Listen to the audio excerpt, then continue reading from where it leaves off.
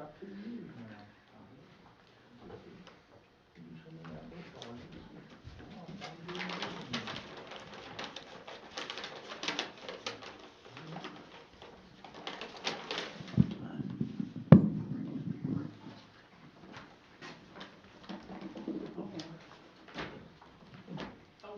I don't know how to, I'll call this meeting to order. I don't know how to behave with all these people in the room. Are we in compliance with the governor's orders? We are legal. Yes. Okay. I didn't want to kick anybody out, but I didn't want to get in trouble. Didn't want the deputy to haul me off to jail. We got to start our meeting today with the Pledge of Allegiance, and please stand for the Pledge of Allegiance led by Shannon Williams, and then for the invocation by Pastor Lance Turner. I pledge allegiance to the flag of the United States of America, and to the republic for which it stands, one nation, under God, indivisible, with liberty and justice for all. Heavenly Father, we thank you for this opportunity you've allowed us to gather for this meeting. Lord, we ask that you will have your presence here, that you will give the wisdom needed, Lord, to govern, Lord, Smyth County. Lord, we thank you for ideas. Lord, we thank you for making ways and opening up doors. Thank you for increase, Lord, in our county. Lord, we thank you for safety in our county and protection. Lord, we thank you for your power being great today. We ask you to be with everyone, Lord, to guide their minds and hearts. In Jesus' name we pray. Amen. Amen. Thank you.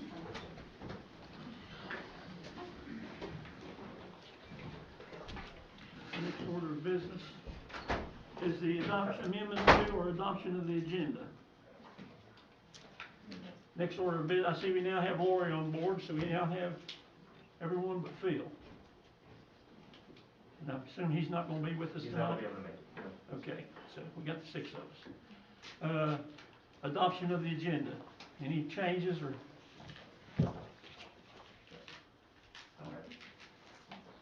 Alrighty. And I don't believe we got any special recognition tonight, except I'm happy to see a few spectators. Minutes of the previous meeting. Hopefully everyone had a chance to read through them in your packet. Any correction amendments, or do we have a motion to approve? So moved.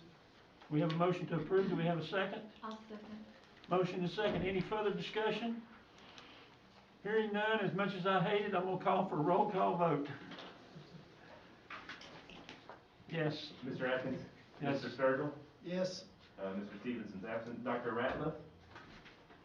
Yes. Ms. Wyatt? Yes. Ms. Deal? Yes. Mr. Paul? Yes. Alrighty, so we have the minutes approved. We have no public hearing scheduled for tonight. Financial report, Mrs. Richardson.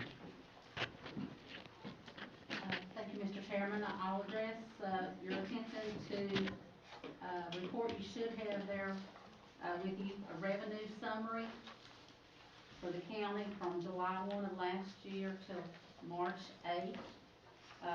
It's revenue by fund.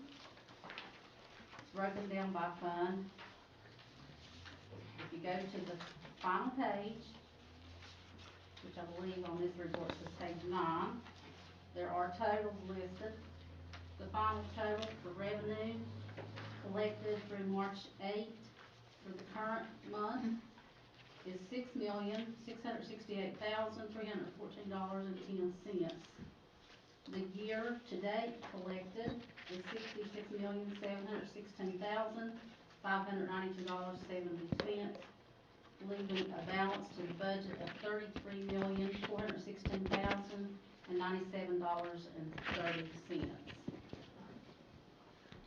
The next report there is the same. It's based on your expenditures from July 1 of 2020 to March 8th. Again, the funds are broken, the report is broken down by funds. The final totals are on the last page there on page 5. The current amount expenditures through March 8th is $7,730,738.67, with a year-to-date balance of expenditures of $56,228,194.68, leaving a balance to the budget of $43,904,495.32. It's been a few months since we've had one of these available to look at the meeting, so if you have any questions on any of that. Next, I have the county expenses and appropriations report provided by the treasurer's office. This is for the month of February. We had, well, I'm just gonna jump ahead here because it doesn't really show it shows the ending balance in February. There is $19,492,613.82, minus the, unspent appropriations of $2,712,995.68, leaving a bank balance of $16,779,658.14. And according to the treasurer, that's about $1,450,000 ahead of where we were at this time last year. On the next page, there it reflects the Smyth County water, sewer, and uncollected county taxes. The top portion is the water and sewer account. There's, it shows the total loss from 2003 to present is $7,938,160.44. And we did talk to the treasurer, and he explained that that's not just collections and expenditures, that does include debt as well. We do have a loss in that department.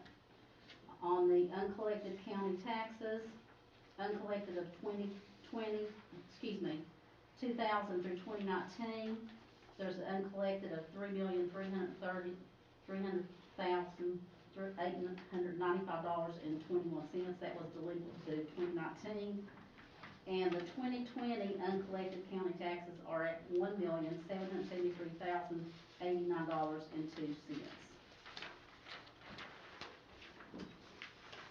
That's all I have. Do you have any questions? Anyone have any questions for Lisa?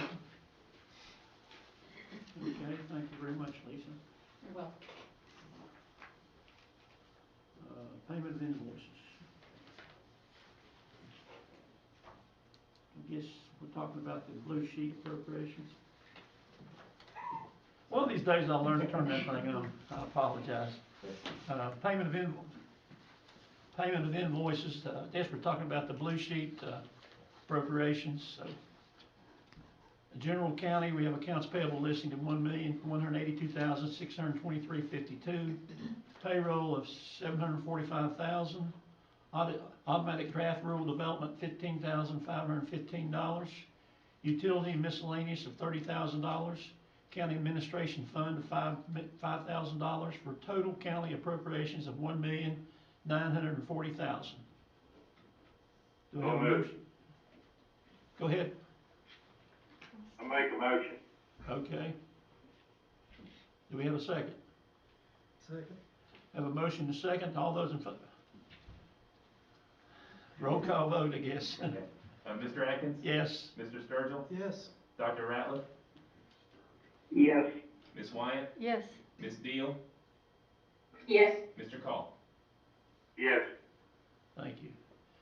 Social services, $385,000 for March 10th to the 31st, and April 1st to the 13th, $60,000 for total social services of $445,000. Move to approve. Second. Motion and second. Roll call vote. Mr. Atkins? Yes. Mr. Sturgill? Yes. Dr. Ratliff? Yes. Ms. Wyatt? Yes. Ms. Deal? Yes. Mr. Call? Yes. School operating funds. Instruction, $3,250,000. Administration, attendance and health, $112,000. Transportation, $140,000. Facilities, $400,000. School food services, $275,000. Technology, $30,000, for a total school operating fund of $4,207,000. So moved. Second. Have a motion and a second, roll call vote. Mr. Atkins? Yes. Mr. Sturgill? Abstain. Dr. Ratliff? Yes. Ms. Wyatt? Yes. Ms. Deal? Yes. Mr. Call? Yes. All right, that passed. So happy to see our schools back in session, by the way. Sheriff's Fund, $748, $7,818.76. So moved. Second. Motion is second. Roll call vote, yes. Mr. Atkins, Mr. Sturgill? Yes. Dr. Ratliff? Yes. Ms. Wyatt? Yes. Ms. Deal? Yes. Mr. Call? Yes. Recovery Court has a appropriation of $31,662.09. So moved. Second. Motion is second. Roll call vote, Mr. Atkins? yes. Mr. Sturgill? Yes. Dr. Ratliff? Yes. Ms. Wyatt? Yes. Ms. Deal? Yes. Mr. Call? Yes. And finally, Circuit Court Fund of $770, $250. So moved. Second. Okay, motion is second, roll call vote, Mr. Atkins? yes. Mr. Sturgill? Yes. Dr. Ratliff? Yes. Ms. Wyatt? Yes. Ms. Deal? Yes. Mr. Call? Yes. All righty. Appreciate that, thank you for your time. Citizens' time, did we have anybody sign up to?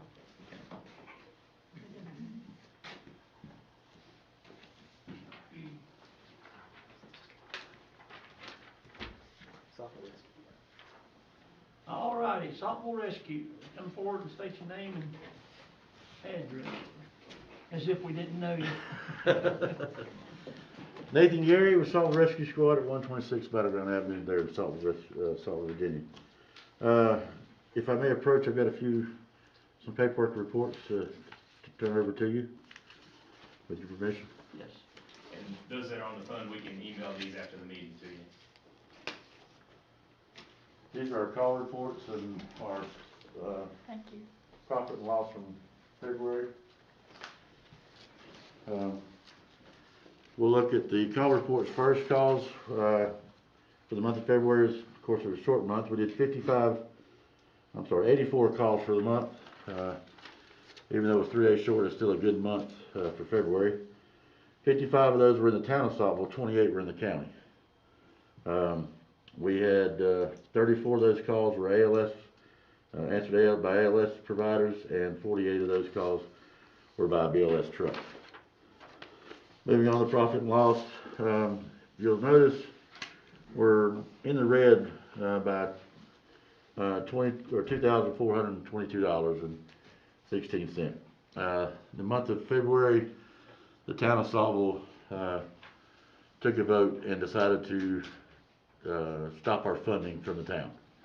That's $3,000. If they had not done that, we would be still running in the black for February. But we have appealed that decision, and we'll be discussing that tonight in a later meeting. Other than that, we're still running very well. We're covering our calls, even though we are at times having to use the fire department for a driver in emergency situations. But we're still there, we're still running, and we're running proficiently. We do have 2 members, Travis Lohman and Tim Peak, that are looking to graduate from paramedic school in the month of April, or maybe 1st of May, depending on when they can go test at the test site, to do the written test at test sites. I myself, I will be starting paramedic class again in April, and hopefully graduate by January. Other than that, we're still discussing and had a really good discussion with the county administrator this afternoon and Mr. Crawford. I think it was very positive. We have some positive outcome out of it going forward, and hope to continue to serve the community of Saltville and town of Saltville and the county of Smyth County. We appreciate your guys' support all this time, and we hope to continue to support you for years to come. So if anyone has any questions, feel free to answer them. If not, Any questions? Any questions from the ones in the phone? Keep up the good work, Nathan. I'm sorry. Keep up the good work, Nathan. thank you, sir. I just wanted to apologize, Nathan, that I didn't make the meeting earlier with you. My husband had back surgery today, and I went and got his prescriptions and came back and got him settled and just made it on this meeting in the nick of time, so I apologize I wasn't able to be there with you. I understand, ma'am. Family comes first. Mr. Chairman, Yes. I know there's some dual things happening now, and as I read in some of the minutes, that the town of Saltville has hired an EMS That's, person. Is that They right? have hired an EMS chief. He will start, I was told yesterday by the town manager, he will start on March the 15th. Okay, and so how is that gonna coordinate? Have you all worked out a plan to? Town of Saltville is not communicating with us at all. Town manager has communicated with me well, yesterday was the first time that we had a sit-down meeting 2 weeks ago, at the station, and we talked a little bit, then we talked a little bit again yesterday. But as far as, I've invited, Mr. Young, the Mayor Young, over. He planned a meeting with me and never showed up. So we're not having very good communications with them at all. I would like to have better communication so that we can work out some kind of situation or solution to all the issues. Wherever this goes forward, whether they have their own agency and we no longer exist, or we continue to run a Saltville Rescue Squad, which I hope we do.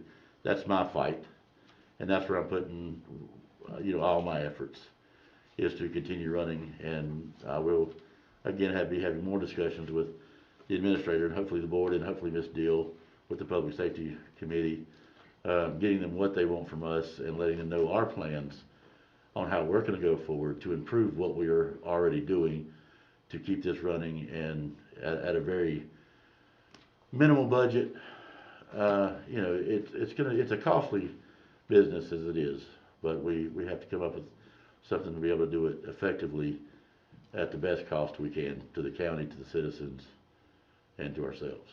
So right now, if I'm understanding you correctly, it looks like things are in transition and there's no definite decision on who's gonna Correct. actually administer the program. Yeah, Is that that's correct? my take right now. We don't know where we stand, we don't know where the town stands. I know what they wanna do, we know what we wanna do, but But the it's, town has stopped the funding too. town has stopped the funding. And are they diverting that back over to something they wanna do independently? From what I understand from the meeting I had with Brian Martin, the town manager, and one of the council members 2 weeks ago, they stopped it so they could put that money aside to when they start in July, they would have something to start on. Okay. You're talking $15,000 over 5 months. It's $3,000 a month is what they pay us. $15,000 is what they're looking to put back to get started on. And But we're running, in the month of January, we run 102 calls.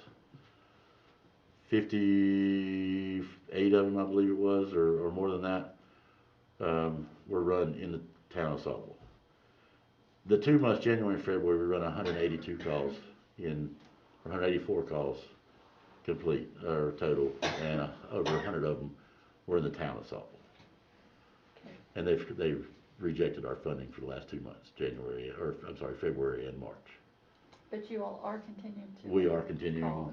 to go forward, and again, like I said, we're discussing with the county and putting our best foot forward to go forward with Top Rescue Squad and for this county. And just one more thing. Nathan, you mentioned that some of you are getting training and certification. Yes, right? ma'am. And is there maybe a little bit of an intent there to switch over with the town if the town takes it over? No? The town has offered, or is offering, for us to apply with them. Oh, okay.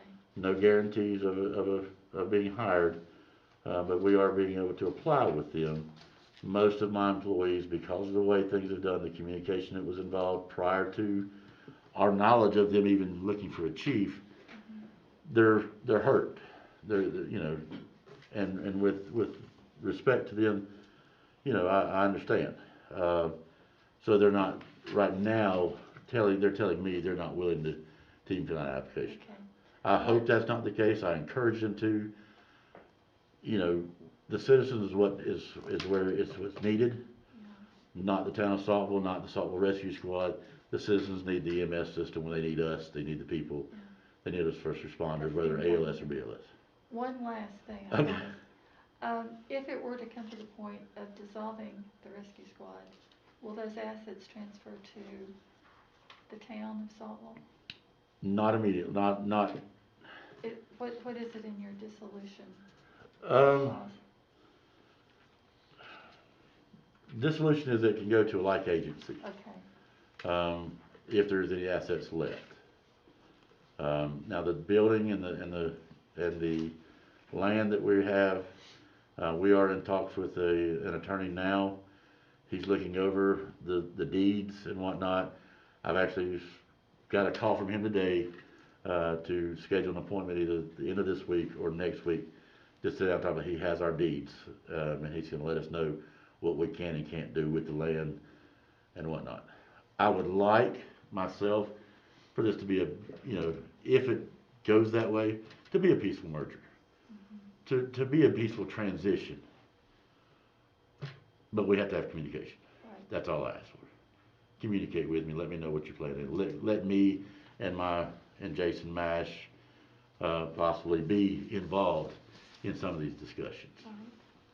And so Hopefully far, that'll we've been be the left out. case. Well, Nathan, thank you so much for answering those questions. Good luck. Thank you. Anything else? Thank you, Nathan. Mr. Chairman, Yes, go ahead. may I ask a couple questions? Yes, go ahead. Nathan, I'd like to have your feedback just a little bit. I know you mentioned that the town of Saltville is not communicating, and I don't want to get into a he said, she said thing, so I'm not going there. But what I am going to offer is, if there's not communication, because I'm hearing from Saltville, the town of Saltville, there is communication. I'm hearing from you, there's not. So I understand there's three sides to every story, and somewhere in the middle is the truth. But as chair of the Public Safety Committee, I can speak for my fellow members of that and say our number one goal is for the citizens of Smyth County and the Saltville Nebo area to be served. Based on the distance they are from any medical facility, we prefer ALS. So again, in the conversation I had with you before, I mentioned to you my goal is to serve the citizens. And however we do that best is what we want to do. But that being said, if communication is the issue, then let's use our committee to coordinate this, because I don't want to spend the next 3 months of he said this, she said that, we said this, because it does have to be a peaceful transition of whatever it's a transition to. Correct. I'm more than willing to meet with anyone at any time that I'm available, other than, I'm available 5 days a week. I only work at Richardson's 2 days a week. So 5 days a week I'm available to meet anytime. Okay, somewhere along the line, something's not adding up for me, and the best thing for me to do is just pull everybody together in a room and let's hash it out and talk about it, because I'm a straight to the point, matter of fact person, and I'm not gonna go back and forth with one person saying this and somebody else saying something else. So I appreciate you, being willing to let us kind of coordinate those meetings if need be. Right. That would be wonderful. All right, thank you. Any other questions? Thank you, Nathan. Thank you for your time. That's all that's signed on the sheet. Anyone else wishing to speak? Hearing none, I'll close citizens' time. Presentations. Mr. Gabe Johnson from the Sheriff's Office is here to present to us. Good afternoon, board members. I'm Gabe Johnson from the Sheriff's Office. I am the grant administrator. Part of your packet included 3 SRO grant continuation applications through the Virginia Department of Criminal Justice for application to continue funding for Atkins Elementary, Marion Elementary, and High Middle for the next fiscal school year. We asked for the same amount that we asked for last year, so that hasn't changed. The composite index hasn't changed either as far as the in-kind match. It still stands at 22.28%. The in-kind match will still come from take-home vehicle, fuel and maintenance for the vehicle as well. So we're requesting the board grant us permission to apply for the 3 grants to continue them. Are there any questions? No? Mr. Chairman, Go ahead. I'd like to say thank you all. The SROs are valued and do a tremendous job in our schools, so I want to thank you all for that. Yes, sir, thank you. And like I said, I know my stance is to support you all, because like I said, I see the value that the services you all provide to our students, the safety. So, I want to commend you all for the great job that you do. Thank you. Mr. Chairman. Go ahead, Judy. Also, I'd like to reiterate what Mike has said. I think the safety of our children is paramount, and we certainly appreciate all that the SRO officers do, and I'm glad to see them in schools throughout the county. Yes, ma'am, thank you. Yes, I totally support this. Any other questions? A quick comment on my part, I'm hearing rumblings from the Saltville area, they're not gonna be able to support their SRO. Have you taken that into account in your budgeting process? We have not. From my understanding, they had someone in there that they assigned themselves, paid for themselves. Up until like last week, I was hearing that maybe they were gonna submit an application to fund a position, but at this point, I don't know. The only thing I do is the ones that we have on the books and the 3 that we have applied through the state to continue those. Would you check into that? Yes, sir. See if that, Because I think either the sheriff's department, because and I understand where they're coming from, if the sheriff's department can't do it, then if they can't do it, either the sheriff's department and the county need to coordinate and try to get it done one way or the other. So. No one from Saltville has. The only interaction I've had with Saltville is they've called me once and asked me questions about the process. Yep. That's it. They haven't actually came to me and said whether they were not submitting one or anything past that. Let's try to firm that up so we can make sure we don't miss a Yes, date or something, because I think countywide, I'm speaking for myself as a chair, but it's myself.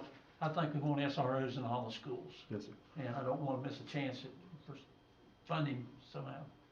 Mr. Chairman, if Yes. I may, I think if it's the pleasure of the board to approve authorization of the grant applications, it might be worth authorizing a potential 4th if the sheriff agrees and the need arises that for the Saltville, just in case. I think that's a good idea. Mr. Chairman, may I comment? Yes, sir. Go ahead, Roscoe.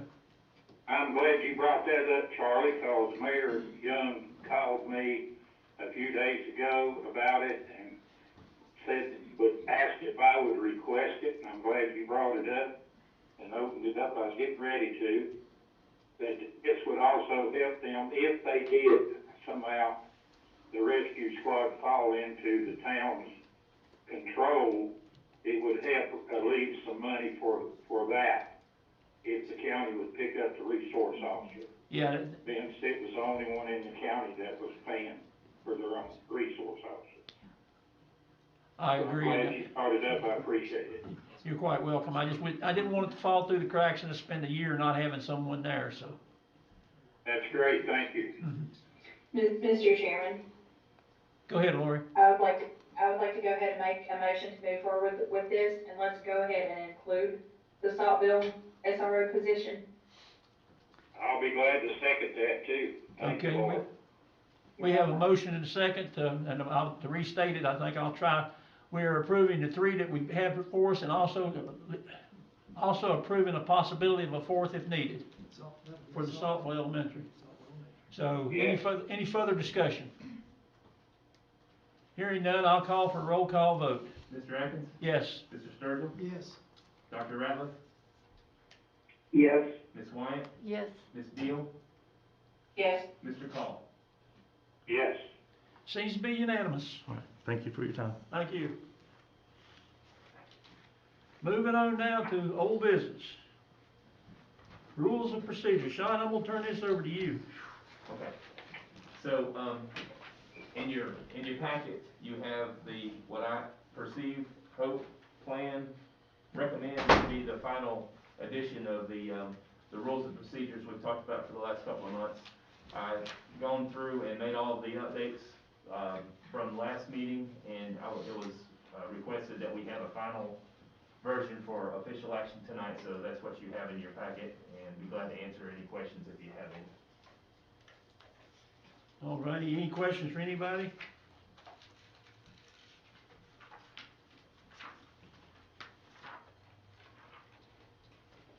Don't everybody be so shy now, just speak up. Mr. Chairman, I think that we previewed at the last meeting with noted changes, and I think with that, that's pretty well done. Well, do I have a motion to accept it? I'll make the motion. Second. We have a motion to accept it, a motion and I can't talk tonight. We had a motion and a second to accept these rules and procedures for the board. Any further discussion? Hearing none, roll call vote.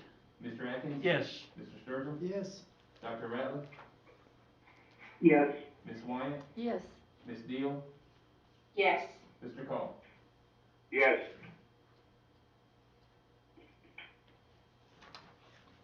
Sounds like it's unanimous again. Riverside Community Center follow-up. This is a bit of an oops, where I meant to move this over to the county attorney's section, so we can either talk about it now or talk about it during Mr. Farling's report. I can give you an update on that, Mr. Chairman. So the Riverside community, the school, the board had desired to transfer that to the civic organization using the school. Someone brought to our attention that there was a right of refusal from the person who donated the land way back in '52, which is the Cole family. The Cole family in '79 transferred their land, their adjoining land, to the Catrons, who now own the land adjoining the old school property. So the issue is a very technical thing of me being a lawyer, really, but in the end, the right of refusal is a property right and has to be assigned with some kind of document. So the Cole family should have assigned the right of refusal to the Catrons. That did not happen in that deed that transferred the land. They just simply transferred the real estate and did not give them that right of refusal. So my opinion is that the right of refusal is still held by the Cole family. So if you transfer the land, the Cole family heirs, whoever they are, they transferred the land to the Catrons in '79, and there was 3 or 4 kids at that time. Now, I don't know if they've since passed away or not. Then you would deal with their children, I guess. So I'm not sure how many people you'd be talking about there. The board could transfer the entire thing to the civic organization, subject to the right of refusal that's out there. Let the civic organization deal with it. We could potentially review the public hearing requirements and see if the Catrons want to make an offer to buy the 2.2 acres. I mean, you could sell the 2.2 acres to the Catrons. I know we had a public hearing on that to transfer the land initially. And I think the public hearing is just, hey, we're going to transfer this land. Just to make it open. And I think that public hearing might cover that, so that if the Catrons made an offer that you're agreeable to, you could potentially separate the 2 pieces and do the 2.2 acres to the Catrons and then the building to the civic organization. Riverside Rotary Club. Rotary Club. So the only issue is when we transfer the 2.2, it's still subject to the right of refusal to the Coles, right? Which we doubt they even know about it, but potentially. But that would be on the Catrons, right? So if something were to come out of the woodwork, that's on them, right? But that's a possibility, so that the Catrons don't have to go trace down all the Coles. I would just need to review that public hearing information, but I think the general public hearing we had, we're transferring land is all it says. And if we either get a price or don't get a price, I don't think it matters. We've had the public hearing to transfer the entire tract. We're just separating it into 2 pieces. and I think that's probably okay. If the board wanted to ask the Catrins if they wanted to make an offer, and then the board can talk about whether they want to accept that or not. I don't know how much they're willing to pay for it, or how much the board wants, and we shouldn't really discuss that in an open session, so that they would find out. In the end, I think it's possible to, if the Catrins want it, and we want to transfer it to them, I think we can negotiate that arrangement with that. Now, I did send a letter to the Catrins yesterday, so some of you guys might be in the call, because I essentially said, you don't have the right of refusal, we can do what we want with it. So they may be calling you, but in the end, you know, I think we can work out some kind of arrangement for them if they really want it. The only thing there, I think the Routine Club had brought up in the past that they make use of that land for the 3 or 4 or 5 large events they have throughout the year, for parking and other. I think the fishing, I don't know if they still do the fishing term or fishing day, but that's one thing to keep in mind. I'm not for one for kicking things down the road. I think it needs to be handled and moved on. However, in this instance, that might be the thing to do, is just say, let's get a lease or an understanding with the Ruritan Club for them to continue to stay in the building, take care of it, have it on our insurance, and go forward with it. And I mean, that's kicking it down the road is what it amounts to, but I don't know what, that's not the best choice on that particular. Well, they're currently holdover tenants anyway, I think, right? Yes, I mean, so as long as they're still honoring the current arrangement, I think it's okay, because they have possession of the property and they're using it. They'd be what I would call a holdover tenant, right? I don't know if they actually pay rent, they maintain the building, I think, and take care of the building. And then they give the time for Catrins to respond, and maybe we can say, hey, if you were to buy it, what would you ask? What would you pay us? And the Rural Tan may still be using it, we can explore that possibility, so. I think the current status is okay. I mean, they're a holdover tenant, they're using the building, they're maintaining the building. I think that's okay. We're just trying to figure out how to transfer it to them and whether or not this 2.2 acres has an issue that we can or can't deal with, so. And the Ruritan Club, they do reimburse us for the cost of the insurance. It is under the county's blanket policy, but we bill them every year and they reimburse us. So we're a net neutral on the cost of the maintenance. Okay. I just think, you know, just leave it as it is and have some time to work things out. Yeah, well, that's the report on the school, unless somebody has questions. Okay. Thank you very much. Can I ask Mr. Farthing a question?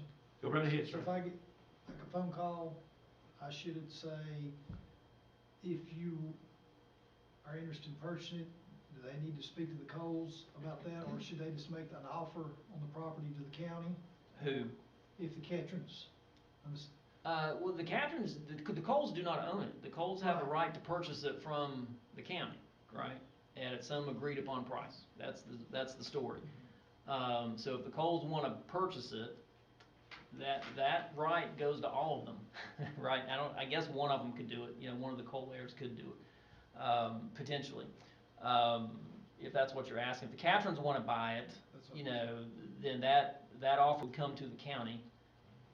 Whether, I think it's too tedious for us to try to track down the Cole heirs to say, I don't want this on this refusal. I think you just transfer it to the Catrins and say it's subject to the Cole's right of refusal. They may bring it up at some point later. That's your risk, right? If they want to take it that way. so, Same thing with the Ruritan. If you give it to the Ruritan, they have the same risk that the Cole family may come out of the woodwork and say, hey, I've got a right to this 2.2 acres that I never got, right? So. And we track those people down, maybe. You may have to hire a genealogist to help us find all the family members, but, you know, we could potentially do that and send a letter to all of them saying, hey, you got this right, do you want it? And you got 30 days to respond. If they don't respond, we'd have a good argument saying it's gone. But so, it's cost and expense to us, right, you know. so we could have them make an offer to the county for that tract, that 2.2 acres of land? The Catrins? Yes. All righty. Thank you for that report. Yep. Moving on now to committee reports. First off, we have the budget committee, and I'm gonna put Sean on the hook here and let you talk about this. Budget report, okay. So we had 4 main actions at the budget committee, and if it's okay, I'll just summarize the meeting rather than reading through, but One of the first item that we discussed, or the committee discussed, was Title Extractors of Virginia, the request for, regarding the Colcrest subdivision special assessment. Reminder that there was some title issues that were missed and, by two different reviews, and subsequently, there's about $3,303.60 due on a piece of property that had a special assessment from 2006, I believe. 2004. The committee reviewed everything, discussed it in depth, and motion was made by Ms. Deal to deny Ms. Witt's request for the waiver of the past due interest, and recommended that she contact Bowling and Harold, the first title insurance company, for their consideration of a refund, and Royal Oak District Supervisor Judy White seconded the motion. It passed unanimously. That's a recommendation from committee. Okay. Any further discussion? Can I ask one quick question? Go ahead. So Ms. Witt would be responsible for paying what we have, but and it would be on her to contact the prior. Is that Title correct? insurance, basically, yeah. Okay. Did the committee recommend the waiver of the insurance, of the penalties or not? They denied that. They recommended denying. We wrestled with it quite a bit too. I'm sure you. It wasn't cut and dry. Okay, any further discussion? Hearing none, roll call vote to, I guess we're voting to agree deny with the the waiver. committee. Yeah. So, Mr. Atkins? yes. Mr. Sturgill? Yes. Dr. Ratliff? Yeah, we did. Thank you. Thank you very much. Unanimous then. Next item, the Registrar's Office received a grant for the purchase of some voting equipment from the Center for Tech and Civic Life. The amount was $14,976. Since that's new funds, we needed to do a budget amendment in the revenues and expenditures. You have in your packet a copy of the resolution and the attachment related to that, and a motion was made by Royal Oak District Supervisor Judy White to approve the budget amendment as requested, and Rye Valley District Supervisor Lori Deal seconded the motion. It was passed unanimously. That's a recommendation from the committee. Okay, any further discussion? Roll call vote. Mr. Atkins? Yes. Mr. Sturgill? Yes. Dr. Ratliff? Yes. Ms. Wyatt? Yes. Ms. Deal? Yes. Mr. Cole? Yes. All right, once again unanimous. The third item was related to the Sheriff's Office and the 744 fund, the Police Activity Fund. They had a request to transfer some money from that fund to Travel and General Fund. After further discussion, it was recommended that instead of moving funds from the Police Activity Fund to transfer the $5,849.33 from the board supplemental appropriation line item to the Sheriff's Department travel. The motion was made by Rye Valley District Supervisor Lori Deal and seconded by Royal Oak District Supervisor Judy White, and unanimously approved. Recommendation. Okay, any further discussion? Roll call vote. Mr. Atkins? Yes. Mr. Sturgill? Yes. Dr. Ratliff? Yes. Ms. Wyatt? Yes. Ms. Deal? Yes. Mr. Cole? Yes. All right, unanimous, thank you. And final item was, I gave a report on the current status of we were looking at the proposed meals tax and the proposed cigarette tax. We're still looking at pulling together revenue estimates for the meals tax, for both really, and hope to be able to present something at the next budget committee or the upcoming budget committee meetings. However, we do have one step that we need to go ahead and recommend related to the cigarette tax, and that's the creation of the regional board. That would require an ordinance, which requires a public hearing prior to adopting an ordinance. So a motion was made by Royal Oak District Supervisor Judy White to schedule a public hearing on Thursday, March 25th, to consider the county's membership as part of the proposed Mount Rogers Cigarette Tax Board. Rye Valley District Supervisor Lori Deal seconded the motion, and it was passed unanimously. I will note that on that night, we also have 2 other zoning public hearings that we'll have joint public hearing with. So the committee recommended a 7 o'clock. I would like to suggest or request that be changed to 6 o'clock so that we can have our business out of the way before the planning commission starts their meetings. Well, technically, to do it correctly, we'd have to vote this down and then vote that Yes, up, sir. so to speak. Is Yes, that the sir. way we Since- wanna do it the since right that- way? Since that 7 o'clock was in there, so I would recommend voting against this, and we'll follow up with a motion after that. Okay. Everyone hear that? Okay, any discussion? Hearing none, roll call vote. Mr. Atkins? No. Mr. Sturgill? No. Dr. Ratliff? No. Ms. Wyatt? No. Ms. Deal? No. Mr. Call? No. All right, motion failed to carry. Now, would someone like to make a motion changing the time to 6 o'clock? We want everything the same except the 6 o'clock. Lori, Second. we have a motion and a second. Any further discussion? Hearing none, roll call vote. Mr. Atkins? Yes. Mr. Sturgill? Yes. Dr. Ratliff? Yes. Ms. Wyatt? Yes. Ms. Deal?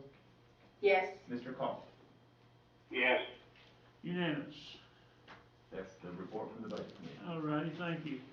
Now we move on to the Building and Grounds Committee, page 95 to 107. All right, thank you, Mr. Chairman. We actually discussed some things in depth, so I'm gonna turn mine over to Mr. As well to discuss that meeting. The biggest item on the agenda that required action was related to this building. So as a background, a year and a half ago or so, the county received a loan for the addition of a boiler for the building. I think that was about $750,000 set aside or appropriate or set for the boiler. The estimates ranged anywhere from 700 to, it was comparing an apple to a tire to, a Fruit Loop. So about 3 months ago, the board approved, basically hiring a design engineer to come through the building and say, this is exactly what you need, and giving us a cost estimate. Good news, that happened. The bad news is, it was a lot higher than the $750,000 we have in the budget. They gave us 2 options. One option was to install 2 gas boilers. That option was $2.3 million and change.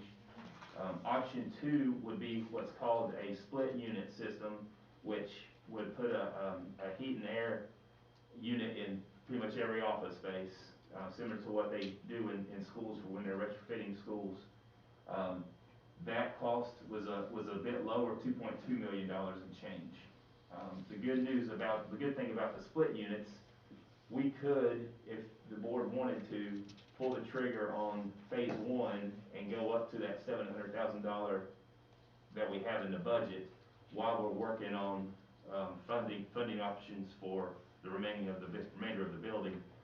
The only problem there is we're still buying steam from the state no matter what. What I would recommend is, if we did that, is to replace, there's a portion, probably about a third of the building, that is heated by wall units right now. It's not heated by steam anyway, so those are the office spaces that I would recommend starting with, because we're not losing anything, we're not overlapping anything if we do that.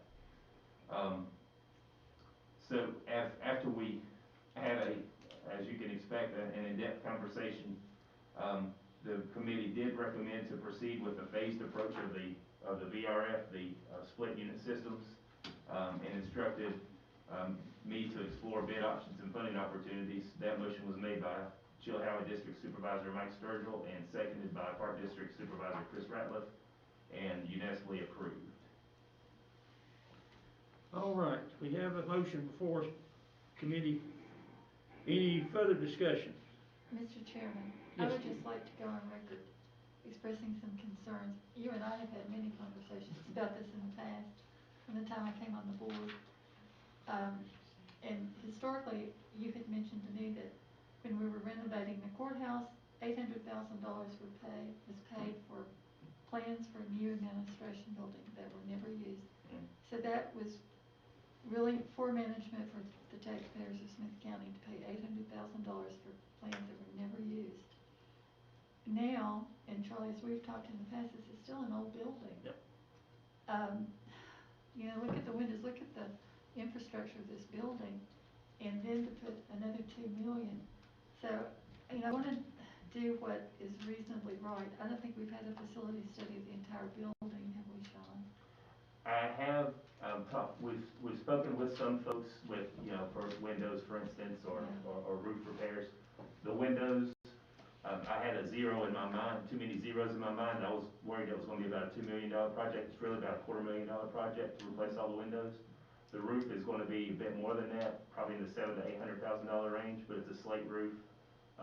You know, it's in theory supposed to last a while. We had some leaks where we put some rain guards up, but overall, I think the roof is in decent shape for now. But the windows would be the next step, and that would help us operate the building much more efficiently too. We're losing a lot of heat. Heat and air conditioning. So it seems that we still have some other assessments to do in this building. I mean, I don't want it to become a white elephant that we think, I mean, that's a lot of money, over $2 million. Mm-hmm. So I'd be curious to hear comments from the other board members. Well, I'm not afraid to speak up, even as chair. As you stated, I have been against this from the get-go because it was not properly studied to understand what we were getting, what we were paying out. And we get this building, and granted, it's probably a $4 to $5 million building. You know, where can you get that for nothing? But then again, if we add everything together, if we put $3 million into it, do we have an $8 million building? I don't think so. I think we still got a $3 to $5 million building. I think the study they're talking about doing of the what do we need for office buildings is very important. The other thing is we were told 2 years ago that we had to do something because the state was going to turn our steam off. I'm not hearing that now. They did tell us here recently that they would extend it 2 years after we assumed ownership. Okay. So we have a little bit of a reprieve, but there is still a deadline that we need to work toward. Well, that helps me. I'm still of the opinion that this, if we could find somebody who would like to own this building at a reasonable cost and we get something to carry us further into the future, I'd be much happier. I think the money would be better spent for our citizens. Mr. Chairman, I totally. Mr. Chairman. Yes, go ahead, Lori. Thank you. So I'll be honest with you all, and I don't want to speak for Mr. Sturgill and Mr. Ratliff, but they'll probably agree. We really bellyached over this whole thing, and this discussion was very, very lengthy, and all of us said exactly what the two of you are saying. The unfortunate part, we're almost forced to kind of do some of these things just because the can was kicked down the road so long in the past. So we're at a position of where we still need to be in this building for the time being until we can find somewhere else to locate and find an interested party who may want to take over ownership of this building. That in and of itself is not a quick process. So do we spend the extra money and make the building more valuable was kind of what the discussion led to. Because honestly, if we had to be out in 3 months, there's not a readily available space for everybody in that building to go to. I feel like the intention of this committee moving forward is exactly what you all have in mind. However, the heating and the cooling is such an issue. We're talking about rooms or offices that are 55 degrees in the wintertime. Some offices are 55 degrees, others are 90 degrees. It's not consistent, it's poor working conditions. And if what really made us kind of come to this conclusion is we have to do something now because it's been put off for so long. Mr. Chairman? So, in the past, Lori, I know I visited some of the offices in the winter, but they've used some space heaters. Is it worth allocating $2 million until we can really do a better study and get some better options? That's my question. I would Are we throw, throwing good money after bad? I would throw out that one thing that we did talk about is, if this building use study that's proposed in next year's budget is really, in my vision, is gonna look at all of our needs. So we have, not only in this building, we have the county, the schools, the social services. Yeah. All three of those are in need of extra room. We also have the health department that's, they're busting at the seams. So in theory, I think we still have a use of the building somehow, some way, some of the agencies. Who ends up staying here is part of that building use study, in my opinion. So I think we still have a need for investing in the building, long term. It's just a matter of what's gonna be the final use of the building. It's $2.2 million is a difficult thing to worry about, but, does that get us 15 more years? Or, I guess that's for 20 years. I don't know I think it's a 20-year warranty on the split units. But that was one thing that we talked about in the committee meeting also. Yeah, I think as an ex-tenant of the building, so to speak, I think we do need to do something, because I know, and I'll pick on one particular department, extension office up on the 4th floor. It comes a cold day in winter, you can hang meat in their office and it'd do fine. I mean, they'd have heaters going and it'd still be 40 degrees in there, so, we do need to do something. My other concern with the space heaters, it's such a fire hazard. Yes. That's another big item that we discussed, and I agree with you, Judy. I have bellyached over this. And it's a tough decision. But the other thing that we're looking at doing with the building study that Sean was talking about, other assets that we have, looking at selling those to help us recoup some of this money we're gonna have to put out. I still can't do it. Hey, I got a comment too, Mr. Chairman. Go right ahead, I Rusty. agreed with Sean. What he said, about social services, school board, and all the other agencies, the county's not gonna have to foot this themselves, are they? I mean, they have to pay so much to have office space, is that correct? Yes, sir. The social services does pay 40%. 3/8 of the costs of the debt, and they also pay rent on the building. So we do have some revenue being generated. And the health department pays rent for their building over at the hospital. And it would also come back into our The cost. only other thing is look at other buildings that the county owns, and I don't think any of them would handle everybody. No. But we have, if everybody had to move, It also comes back into our cost allocation too, where we get reimbursed, so. As being, I'll be upfront, as much as I have fought this building from day one, all by myself for several years, I'm probably gonna have to vote, because I think the committee has looked at what I've been saying. And, as Lori has said, we've kicked it down the road so far, we're locked into it. We've got to do, and this is the most, advantageous activity we can do to move it forward. well, it's actually, Charlie, I know you remember as well as I, what the courthouse turned into. It turned into a monster as it went along. It got bigger and bigger and more costly and more costly. The best thing to do is get it done and be done with it. Just remember, we changed state laws on courthouses, we were the last. Mr. Chairman? We done everything possible besides getting behind bars, and I thought I was going to go there. Go ahead, You had to Judy. do it anyway. How much do we recover from the other parties that are renting the building? How much would it offset the cost? Would their rent go up because of the major allocation that we're having to put into the building? Yes, so the agreement with social services is whatever the debt is 3/8. So if we add more debt, then their costs will go up. Okay, so give me a number roughly. If it's an $800,000 bond payment, they would pay $300,000 of that. And then did you say there's another agency that participates? Well, the school board, but the school board doesn't pay rent for the building space. Okay, And the health department and their building, they pay rent. yeah.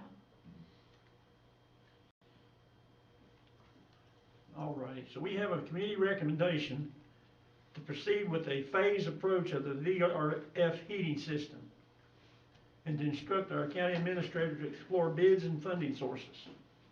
I stress funding sources. Ditto. Any further discussion? All right, hearing none, I'll call for a vote on this. Mr. Atkins, Begrudgingly, yes. Mr. Sturgill, Yes. Dr. Ratliff, Yes. Ms. Wyatt, No, and I'd like to add that I just feel like it's an undue burden on the taxpayers without all the full information of how this return's gonna be, so I have to vote no, thank you. Ms. Deal, Yes. Mr. Call. Yes. Okay, 5-1, we thank you. That was the report from the committee. Okay. Let me find my page here again. Insurance Committee.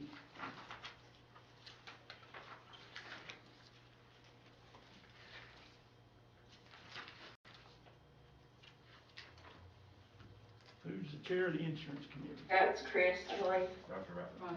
Mr. Chairman, that would be me. However, I was late arriving at that meeting due to a work obligation. I couldn't get away. And I basically missed the whole presentation. Mr. Up, would it be appropriate to have you give the cliff notes as what happened on that meeting? Because I did not arrive until well beyond that event occurring. Yes, sir, I'd be happy to. The insurance committee had, two main topics to discuss. The first one, you'll remember, the Air Med Care service, the air flight, insurance plan. We received a report from, oh Lord, her name completely left me, Devonna Wright with Air Med Care. And she gave us some information about different, plan options. Their plans, though, are geared, the ones that she had prepared were geared toward employees and not toward a countywide offering. They do have a countywide offering called a municipal option. To give you a sense of numbers, if we were, I want to say it was less than 25 employees, the cost was $60 a month, and I'm just pulling, these are round numbers. If they were over 500 employees, that cost was down to $40 a month per individual. So the thought was, I think the school board already has this as an option that the employees pay for. The school board doesn't. So the thought was, do we consider including the school board and the county together as a pool to get over that 500 number, and consider making that a benefit for employees paid by the county. They are going back and they're going to talk with their municipal arm, it's a different group, and put a plan together for the 30,000 and change citizens. She did expect to go ahead and anticipate some sticker shock, but it's going to be interesting to see, are we talking about a $30,000 plan or a $300,000 plan? I'm not sure. But she's supposed to have a report back by the end of the month, 1st of April. So that was the first item that we talked about. There was no action on that, but I did want to make sure that the board heard that part. The second item we talked about was health insurance. We have some good news.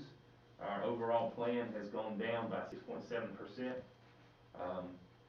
for the coming years.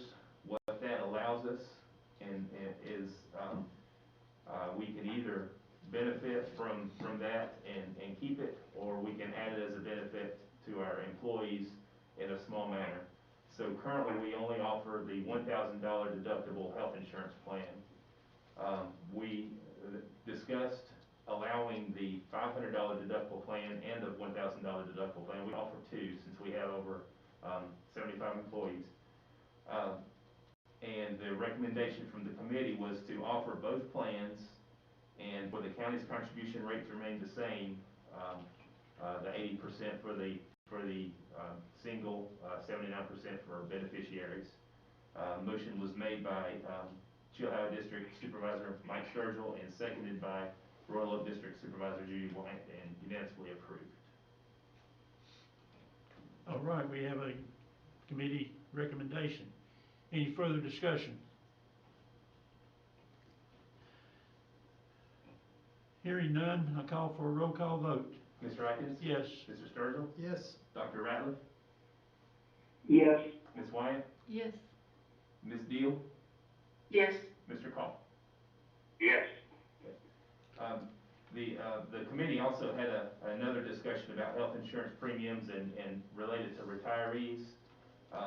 Some entities have provided, as a retirement incentive, to cover health insurance for employees for a few years. What you find is you have folks that have been here for quite a while, but, most of the time they're working because of the health insurance needed.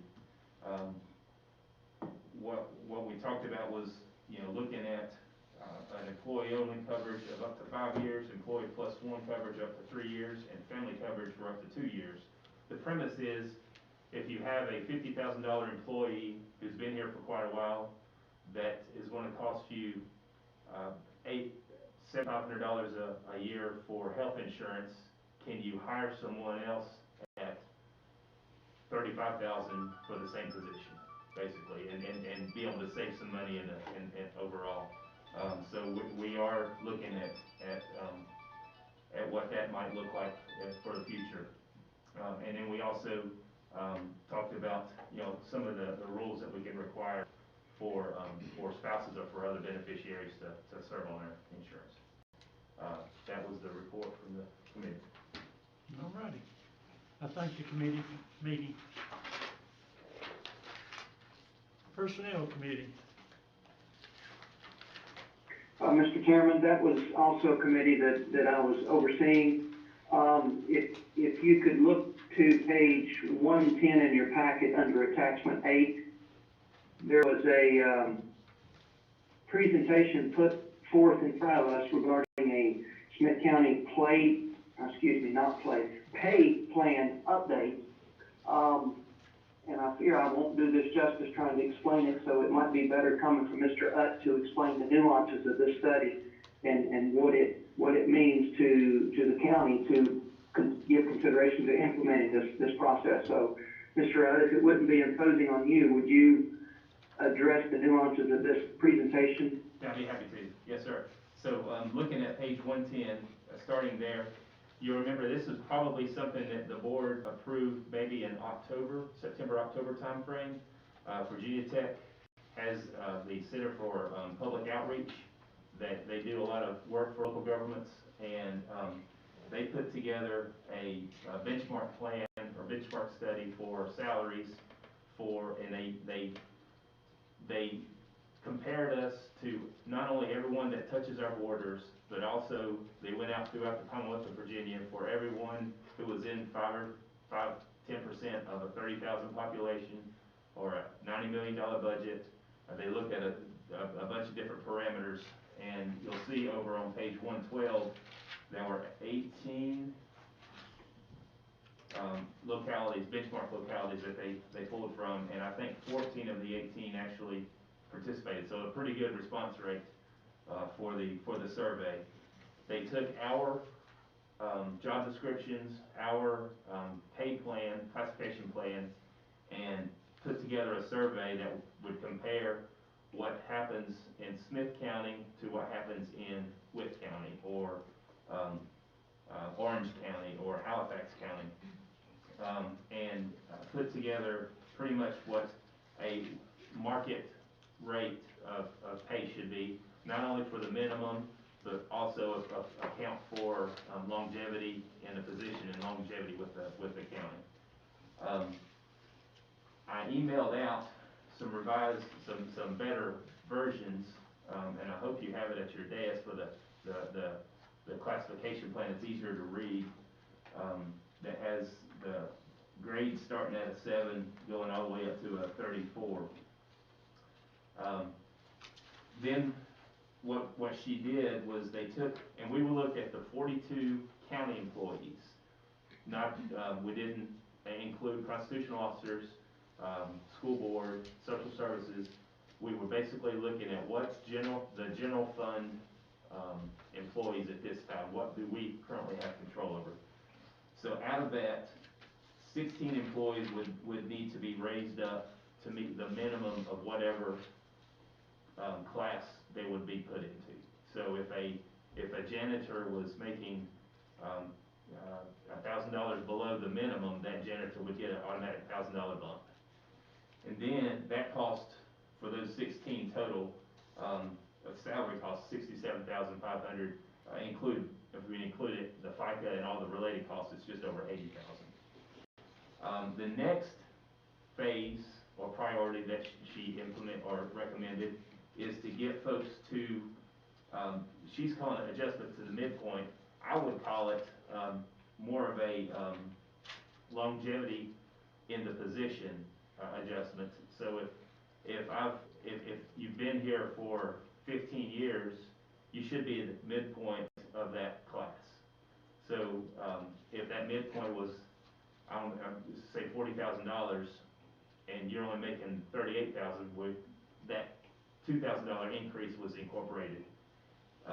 Another 16 employees would, at a cost of $22,439, or a cost with fringe benefits of $26,680. And then the third priority was a compression adjustment that looked at all 42 employees.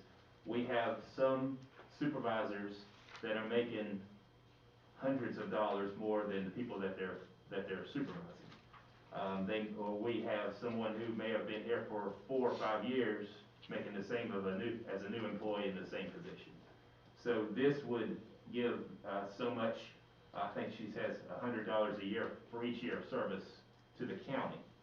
So that, for all 42 employees, had a total cost of $46,700 for the salary, and a total of, including benefits, of $55,500.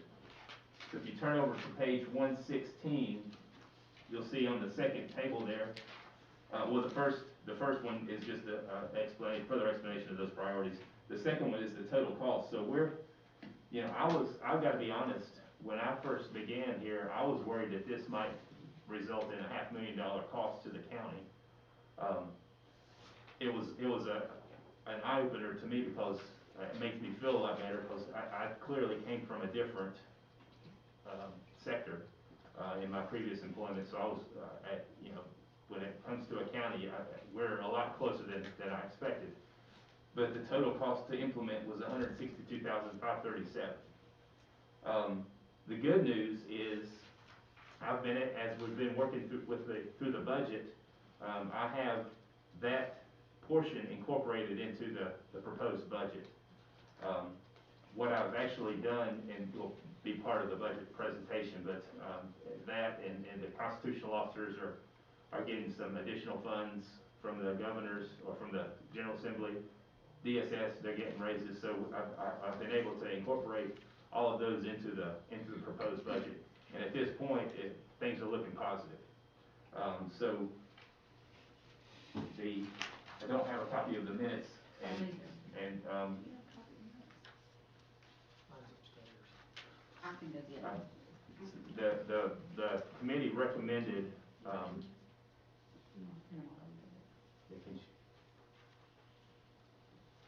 don't want to misword it. Mr. Chairman, while Lisa's getting that, can I ask a question, please? Yeah, go ahead.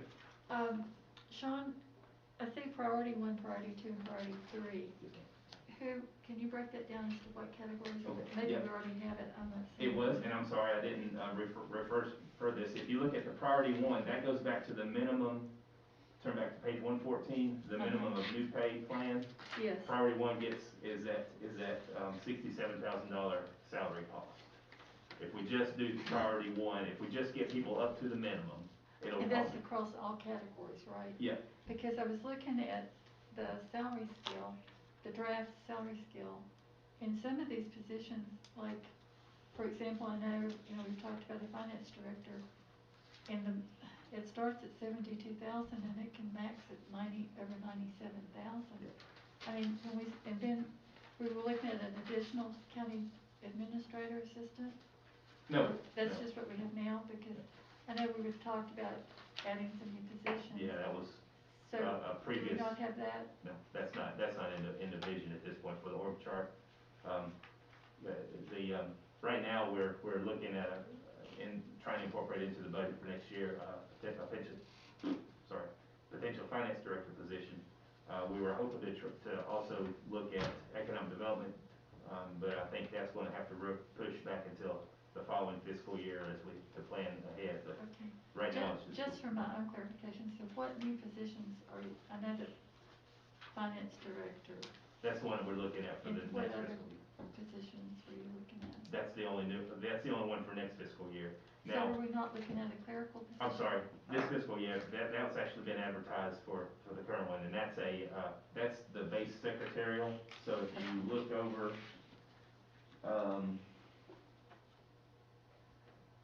I don't know, it looks administrative assistant 1, grade 11. That's the position that we're looking to fill. That's the level of position we're looking that's been advertised recently. So what, we're gonna bring it in at minimum, midpoint, or maximum? What range are you looking at? In my mind, I wasn't gonna come in, I had in my mind $26,000 to $28,000. I think we can get someone for that. Because there are people at the courthouse who don't make that.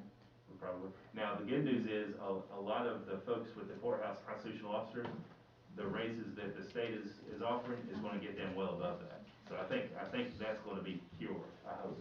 Not until July 1st, but it still has to be passed by the governor.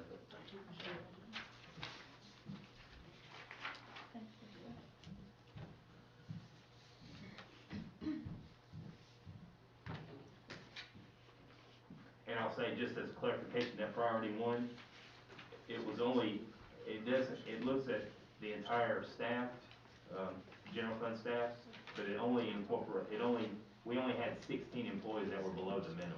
So not all 42 get something from the priority 1. Mr. Chairman? Okay, because this was my next question. I know when we were looking at the budget, we're looking at if we can afford it, salary increases. Mhm. We've talked about that. So if this was done, would we not do that 3%, 5% increase? So what I have in the proposed budget, what I'm at least working on right now, is implementation of this plan, or, now the state was at a 3.5%, the General Assembly ended up approving a 5%. I'm going back, basically, either this or 5%, whichever is better for the employee. That's what I'm working on. It may end up being this and a 3.5%, whichever is better, but that's in the budget. The proposed budget that I'm working on. And as you can see in the minutes here, the committee didn't come forward with any kind of motion on that because I wanted them to come back and factor in our benefits. Because always in the past, we've always said, because we have our health insurance like we have it, it's 80-79%. That's a benefit that you can't get a lot of places. And I think that needs to be factored in to this salary study. It can't be ignored. Yeah. So Miss Davis is going back and she's basically resurveying those 18 to get some additional data to put together a benefits comparison also. So the only recommendation was to basically direct me to keep going down the path I'm going with the budget, hoping for the budget adjustments and incorporating this into the proposed budget. There wasn't a recommendation to actually adopt the classification plan at this point until we get the revised stuff from the health insurance. So in the preparation of the budget, are you putting the 162,537 in there? Is that what I Yes, understand, ma'am. John? That is actually a little bit higher than that because there are a few folks that would have, if they only did the salary study, their raise would have been lower than the 3.5%. So I moved them up to the 3.5%. So I wanted it maybe 180,000 or somewhere in that realm. Okay, so we do have a motion. Cudahy District Mike Sturgill made a motion for Mr. Up to proceed with the implementation of the new pay scale with the adjustments referenced to for equity purposes. Atkins District Supervisor Charles Atkins seconded the motion, and the motion passed unanimously. So I guess any further discussion on that? Mr. Chairman, Chris Ratliff here. I'd like to clarify something that I thought I walked away from the meeting understanding what Mr. Up was talking about here. Mr. Up, my question is directed to you, with reference to the minimum, the midline, and the maximum dollars. That is reflective of the potential individual's experience in that particular line item description. I'm just going to pick building inspector, for example. If we get a building inspector with 15 years experience, we would be looking at him or her landing at somewhere in that 42.8 number. Is that correct, even though they're just day one with the county? Or did I walk away misunderstanding that? Yeah, I think that's two different things. What the study is recommending is relative to existing staff. If I have a new position, chances are, unless there's, you know, a lot of extenuating circumstances, chances are you're usually closer to that minimum hiring range, just because you end up, well, building inspector may be different, but if it's a laborer or somewhere where you have 4 or 5 people in the same position, you need to make sure that you don't create that compression issue where someone may have been at the town or at the county for 10 years, making $200 more than someone that we just hired. So there is some discretion that we'll have to make when we're with the hiring, but more often than not, much more often than not, you'll be closer to that minimum. Gotcha. Okay, so just to clarify in my own mind, what you're telling me is that this kind of gives us a yardstick to measure against to start the negotiation process of bringing on a current employee, or, excuse me, a new employee, or having a current employee feeling like they're out of market, that we could defend or arrive at a fair number, equitable for both parties involved. Yes, sir. Yep. Okay. All right. Thank you very much for that clarification. That was what I wanted to know, Mr. Chairman. I will be quiet now. That's fine, that's fine, that's what we're here for. Chairman, one more question. Go ahead, Judy. A salary scale normally has steps and percentage increases. Yeah. Did they provide that for ongoing years? Not yet. But that is going to be part of this. That's something that I'd like to work into place. The difficulty there is, unless we're committed to the steps, no matter what, sometimes the steps gives, it's hard to manage expectations. So if I'm an employee that is in a position, and I know in 10 years I should be making $50,000, but in 10 years I'm really only at 42,000, well, I'm going to be pretty aggravated because maybe there were situations where we couldn't afford to fund the step. Yeah, and I know we ran into that with the teachers. Yeah. It's been a chronic problem with the It school is. system. But a salary scale is only as good as much as you can maintain it. Yes, ma'am. And so also, I just want to make sure we're not spending a lot of extravagant money here, because I know at one time salaries were adjusted in the county administrator's office. And others weren't. Because of them taking on additional duties. Yep. So what I see in my vision with this is something that we look at every year in the budget process. If I recommend a 3% salary raise across the board, well, these numbers should go up 3% also. We should also look at the 3% plus a step or we also maybe we need to look at a merit increase versus a cost of living increase or something like that. So that's really involved, but yeah. So am I understanding that either people will be placed on here, whichever is most advantageous, either it won't be higher than 5% change, or it'll be based on this recommendation. Is that correct? There were a couple positions that was higher than 5%. So and what were they? I know there were lower. There were the lower right. scale employees, the laborer positions, okay. the operator positions were two of the ones that come to mind. So basically, if the number that came out of this study was higher than a 5% raise, they got the number. They're getting the number out of the study. Okay. Whichever's most advantageous to the employee. Yeah. Okay. Or I'm going to press it in. It's what's recommended or what I'm working in the budget. I don't have the final thing pulled together yet, but that's the direction I'm working. Thank you. Yes, ma'am. All right, any further discussion on this? Hearing none, I'll call for the vote now. Mr. Atkins? Yes. Mr. Sturgill? Yes. Dr. Ratliff? Yes. Ms. Wyatt? Yes. Ms. Deal? Yes. Mr. Call? Yes. All right, it's unanimous. Then on the back side, there's another issue. I'm sorry, thank you. I completely forgot about that one. So the other item that we discussed, was, so my management style, and well, yeah, I won't say, it.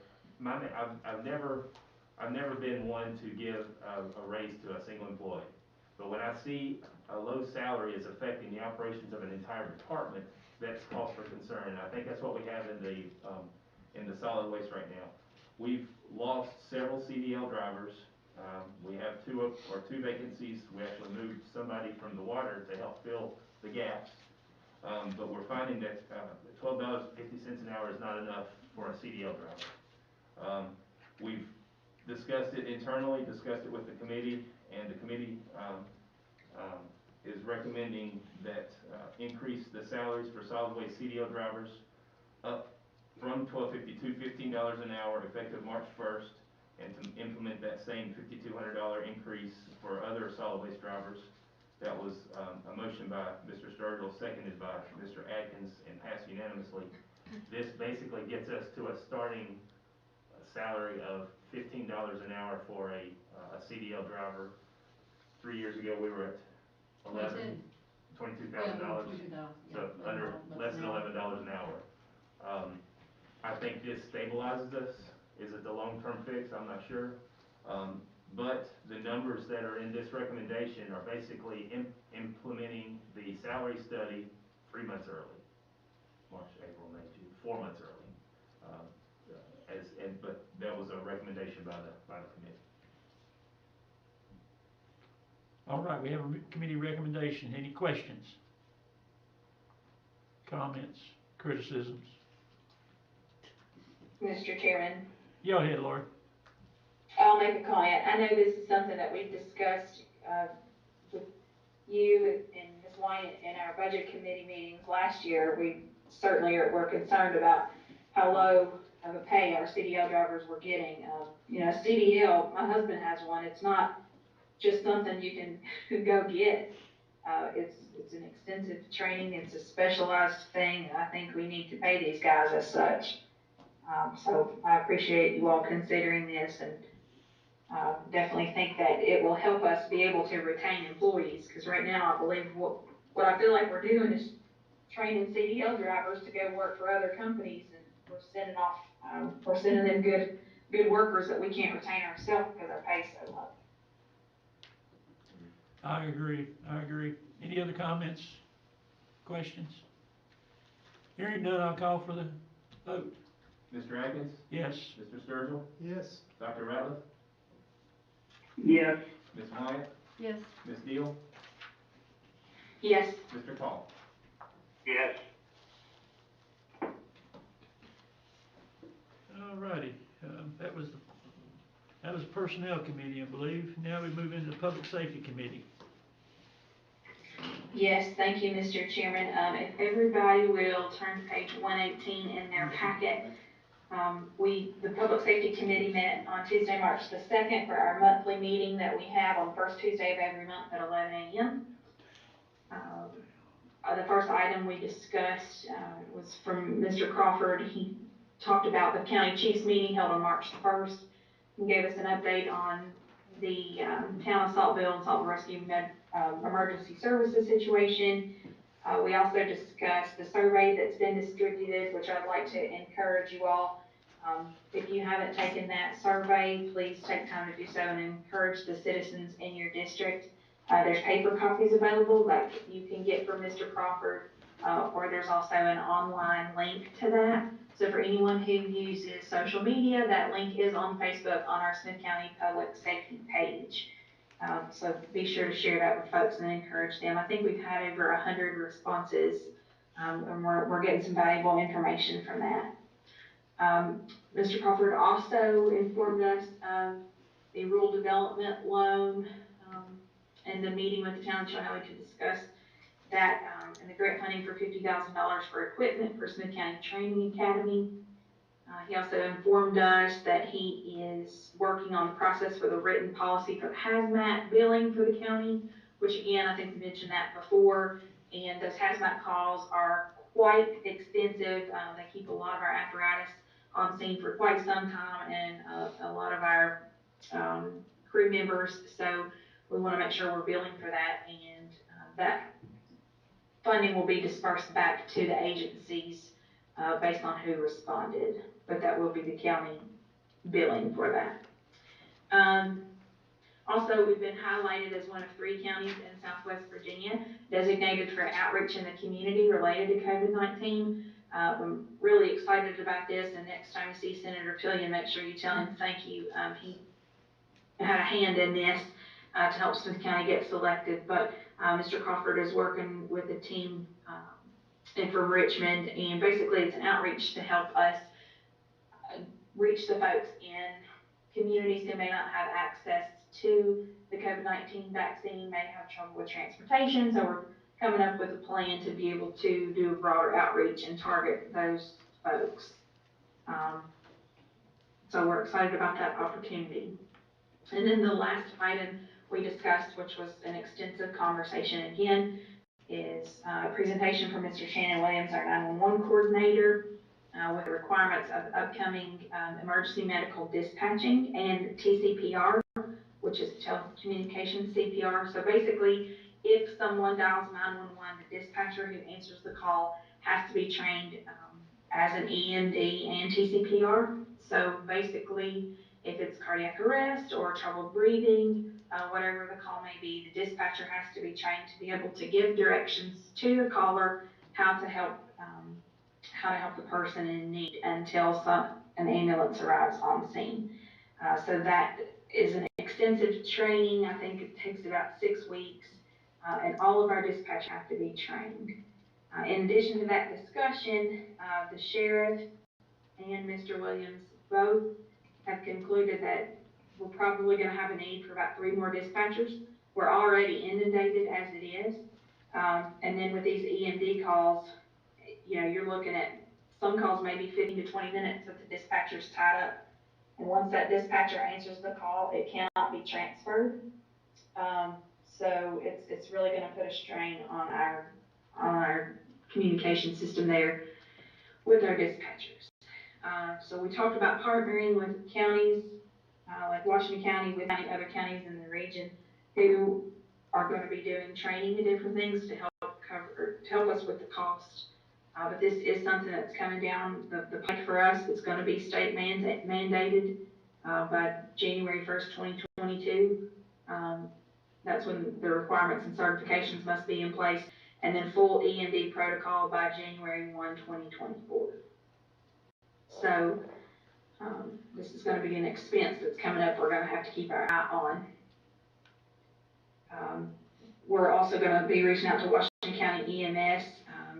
They have been in discussion of a fusion center, which is a 911 fusion center. Is basically one 911 center where both counties are covered. So I use the State Police Division headquarters in Whitfield.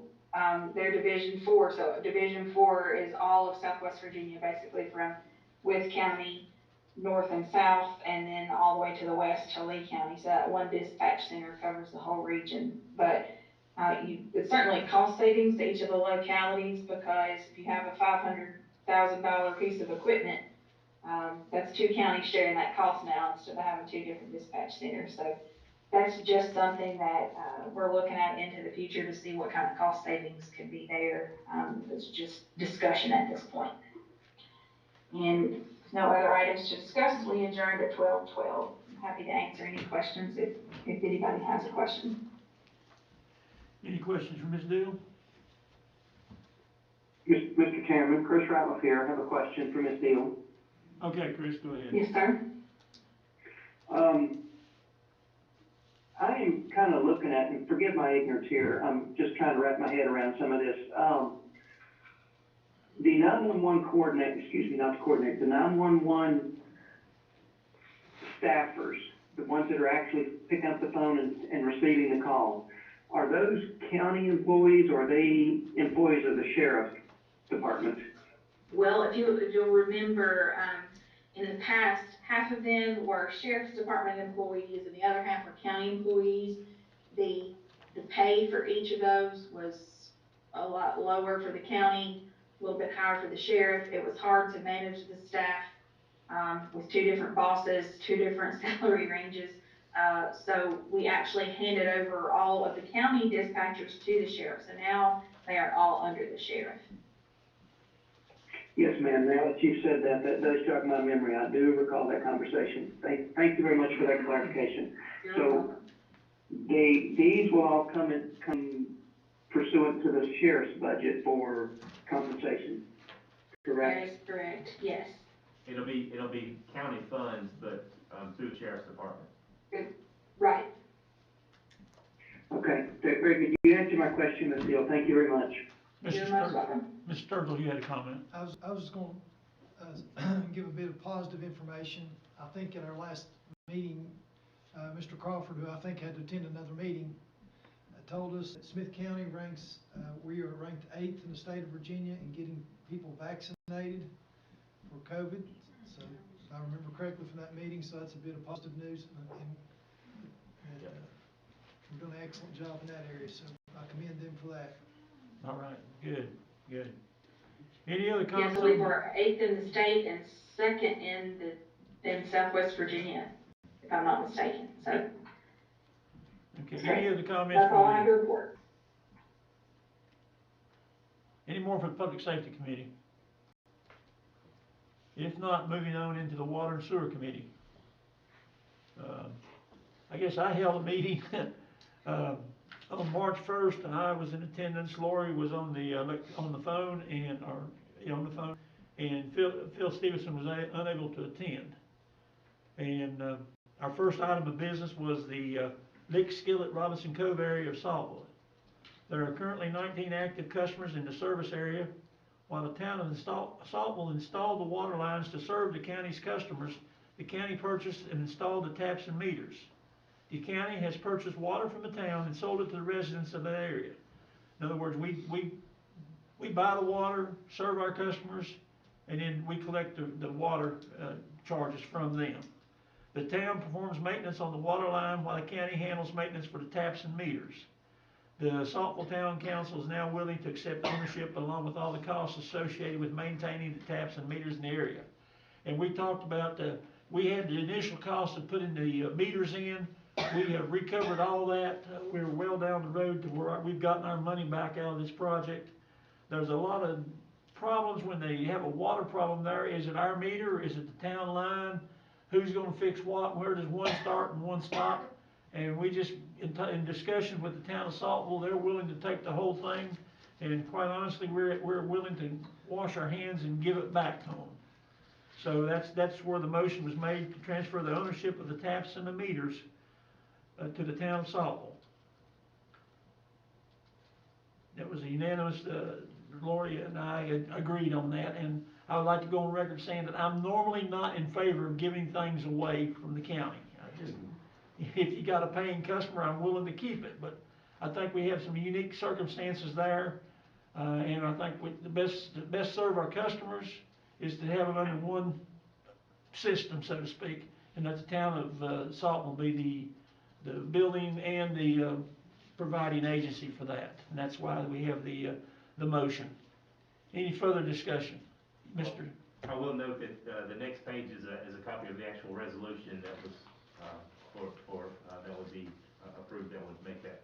I'm hoping that we won't approve that resolution. There's several, well, not several. I see 3 misspelled words. So, yes, I saw that. I hope we'll straighten that out. As corrected. I did have one question that came up. If anyone has paid a deposit to the county for that water, we might want to clear that up before we transfer ownership. Make sure that there's no deposits. It used to be you had to put a deposit down when you first started water. And I know we did not discuss that in committee, so we need to be sure about that. And if there is a deposit, do we pay it back to the to the customer, or do we give it to the town to hold? What do we do? What I've talked to, with the town manager is the customer would basically become a Saltville customer. We can either refund to the customer and they can pay whatever deposit needed to the Saltville. We're good either way. I'm not sure that the town's deposits are anywhere near as high as ours are, so it may be better off for the customer, for us to give them, the customer, the check and let them do the deposit directly. But I can work it out with the town manager. I think before we do it, we do need to clear that up, though. My 2 cents worth on that. Any further discussion on that? If not, I'll call for the vote on that, a voice vote. Mr. Atkins? Yes. Mr. Sturgill? Yes. Dr. Ratliff? Yes. Ms. Wyatt? Yes. Ms. Deal? Yes. Mr. Call? Yes. Unanimous decision. Our second item we talked about was, Mrs. Richardson presented an additional refund request from Diana Foster for the property located at 114 Harris Lane. As you remember, a couple of months ago, we had this issue. Mrs. Foster was given a refund in 2020 in the amount of $655.72 for money her now deceased son had paid the county for sewer charges when the property was not connected to the county sewer system. The tenants currently residing at the property were also issued a refund of $525. Ms. Foster is asking the county for an additional refund in the amount of $4,302 for sewer charges that her deceased son paid to the town of Marion, which was in turn paid to the county. Ms. Foster has indicated she will engage an attorney if the refund is not issued. And this all came about because their sewer backed up into their home, and we went out there and we dug and dug and dug and found out that they weren't even hooked to the system. They were hooked to a septic tank. We ended up digging from their house, following the line that went into a septic tank. And just how we got there, I don't know. But anyway, a motion was made for us to turn the matter of Mrs. Foster's additional refund request over to the county attorney. And that's before the board now. And I'm sure he's looking forward to it. Any further discussion? If not, we'll call for the vote. Mr. Atkins? Yes. Mr. Sturgill? Yes. Dr. Ratliff? Yes, Mr. Rudd, I vote yes. Ms. Wyatt? Yes. Ms. Deal? Yes. Mr. Call? Yes. All right, thank you very much. It's unanimous.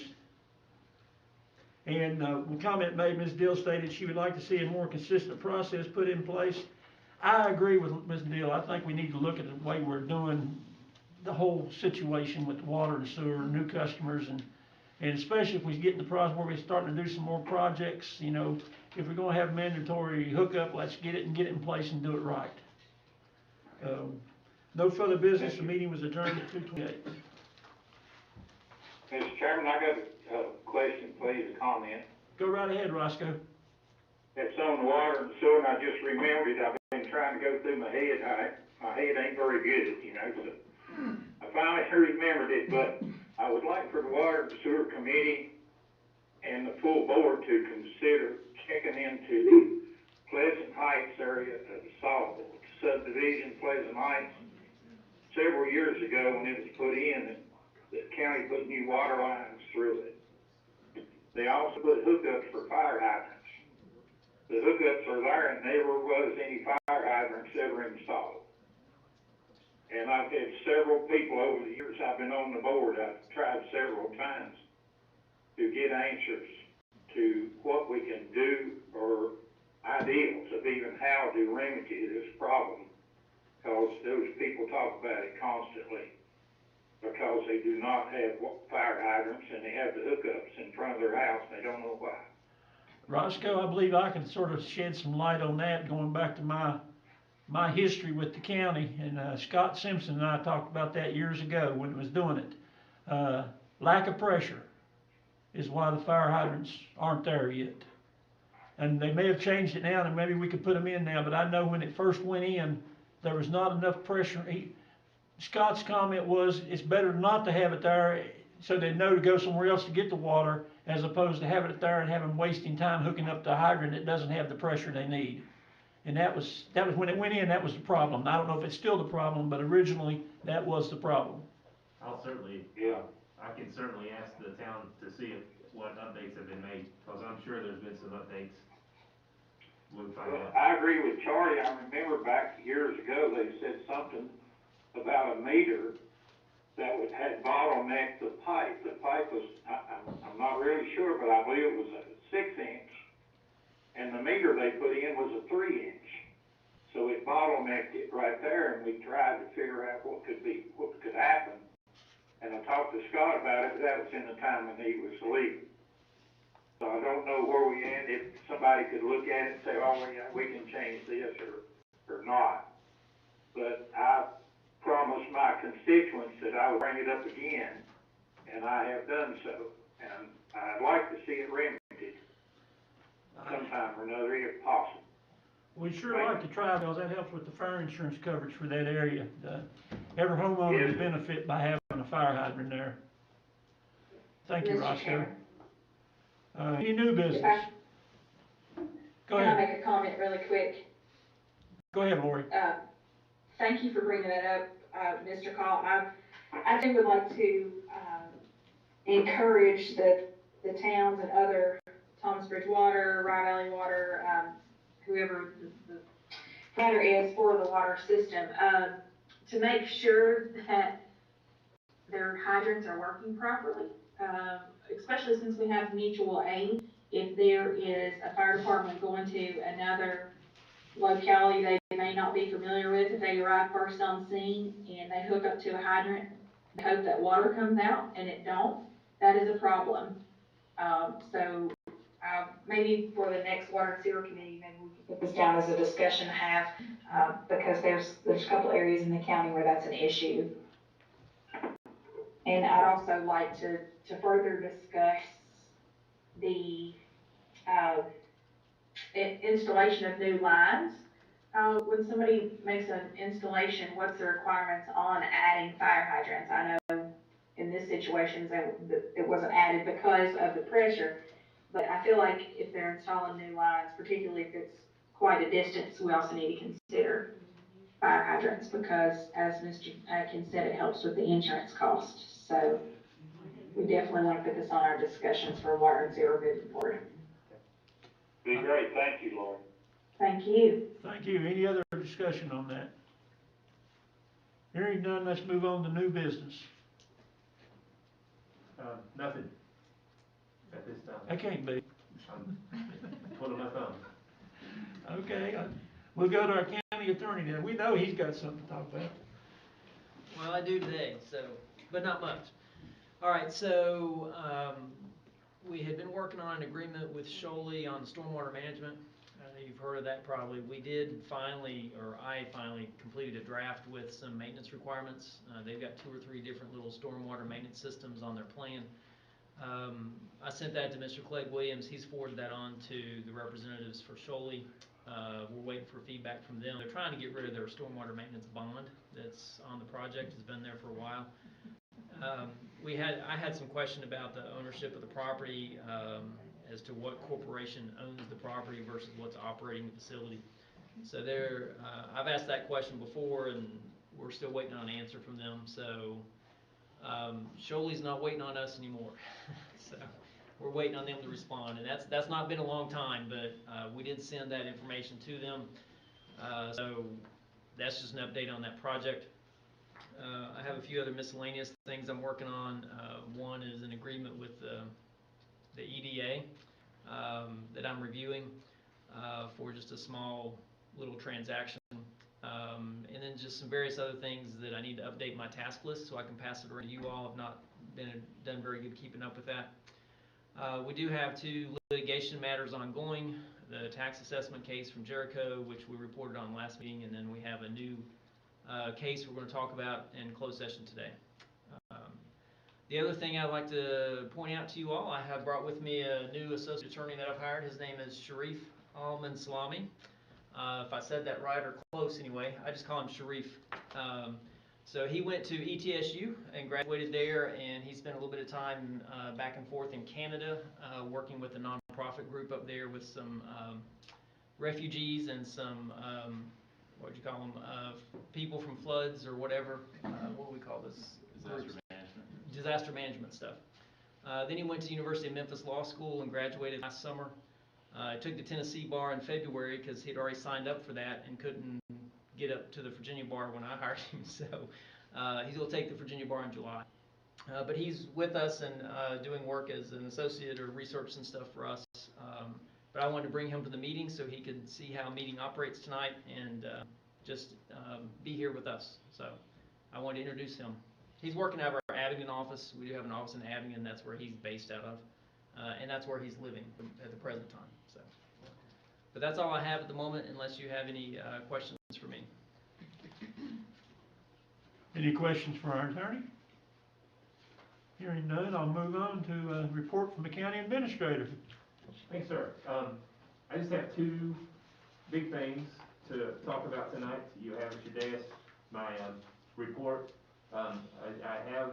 We received a copy of the board retreat summary, and I wanted to get that on the board's radar. As you read the summary over the next couple of weeks, the good news is I think it's very well written, and it has not only does it have a clear summary of what was discussed, but a clear path forward. And I think that's really what we were hoping for at the grand scheme of things. You know, the work plan that was created at the retreat had some main goals of economic development, organizational structure and processes, infrastructure improvements, housing needs, and then the other thing he called other action, which was comp plan, a few other smaller projects.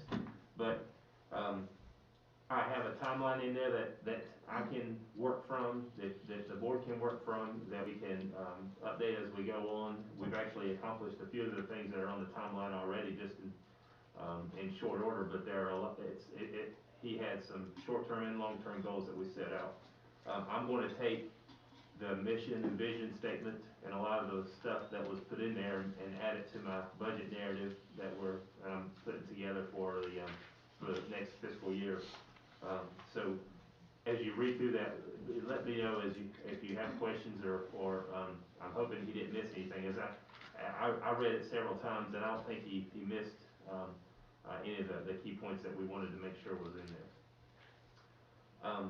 The other item that came in after the last Building and Grounds Committee was a report from the insurance that the Marion branch of the public library, the elevator was denied. The claim for the elevator replacement was denied.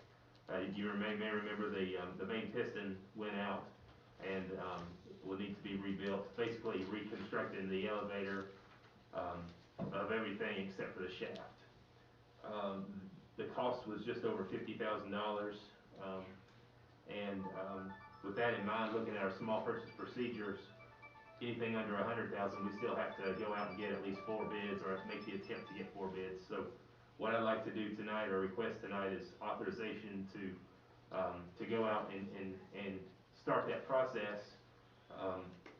I've reached out to the library, and Ms. White may be able to answer this too, but nobody knows if there's ever a lease agreement in place because the building was built from library funds, is under the ownership of the county, but I don't know if any agreement has ever been made specific to the maintenance. I think we replaced the roof at one time, and the library has done some small things. As I mentioned in one of our meetings, in the past, for many, many years, I was there for 30, so up until the last 5 years, the library covered replacement of heat pumps, anything in the building we did because we had the appropriation. And then when the library was so drastically cut over the years, went from like 900 and some thousand down to 660, as you know. So at that point, they didn't have the money to replace it. So I don't know moving forward how you'll want to do that. I think there might be some cost savings by combining some maintenance contracts and that type of thing.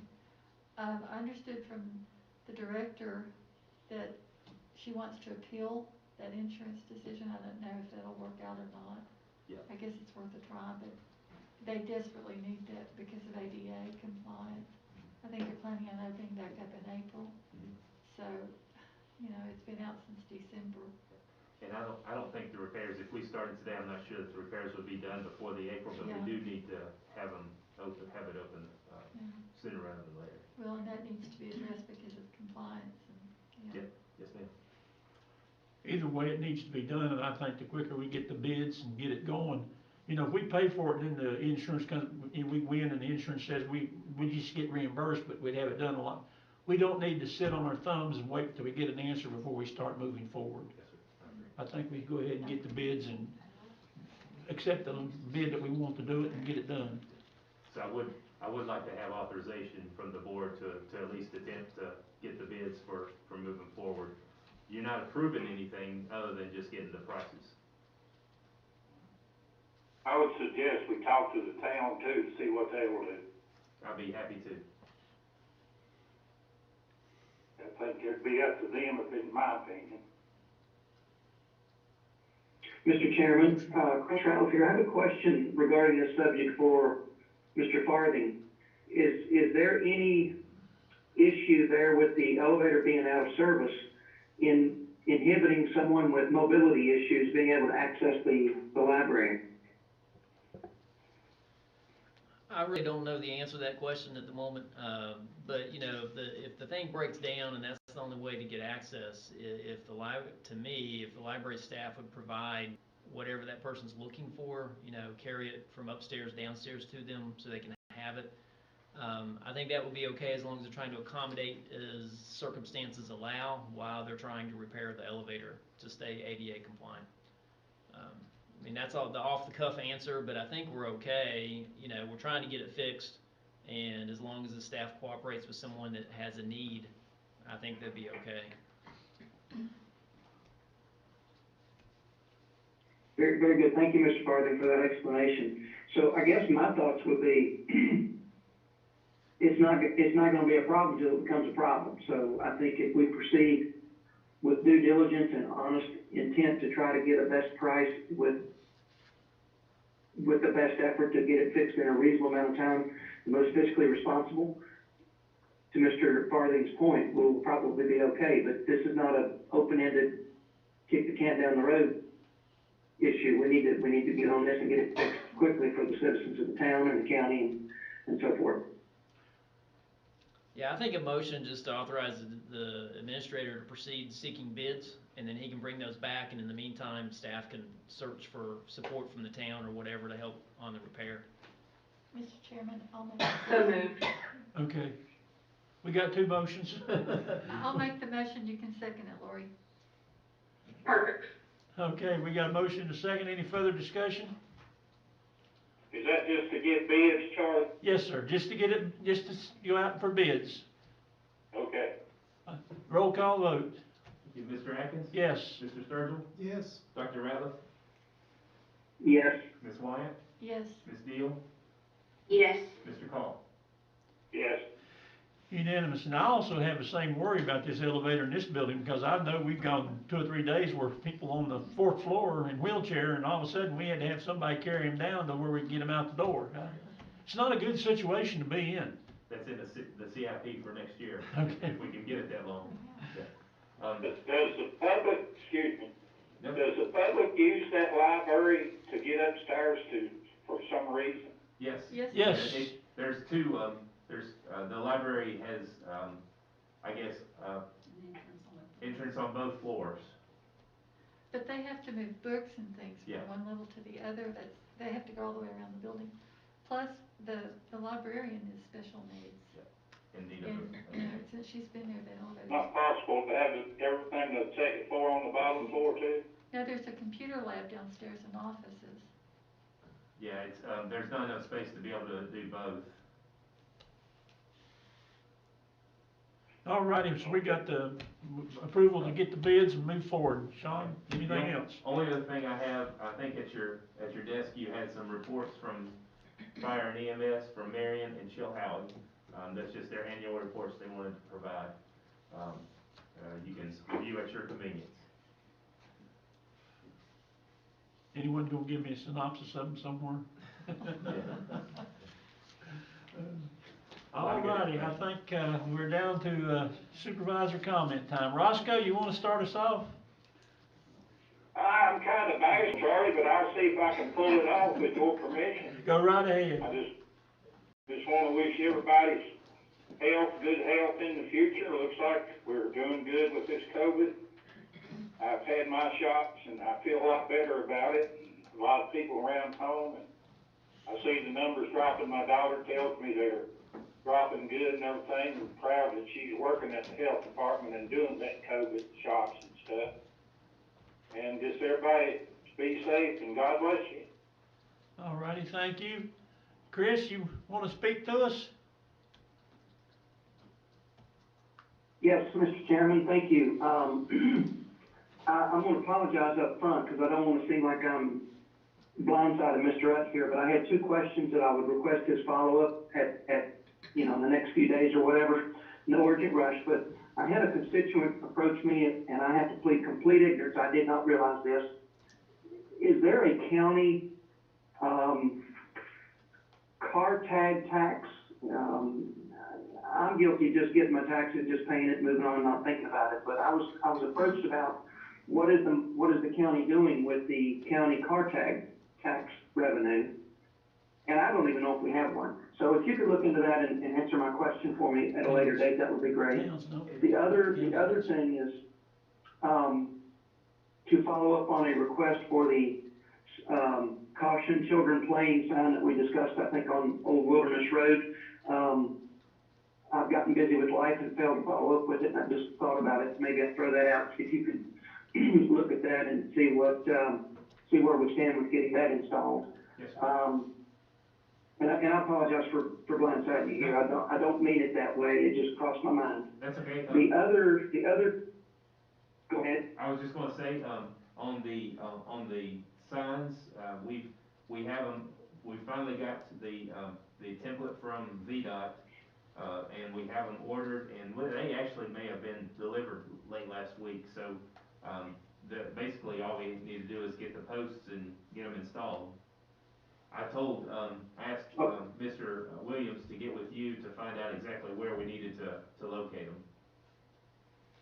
Okay, I'll reach out to the person involved and ask them for their guidance as to where they think it should be, and then coordinate back with Mr. Williams for the appropriate location.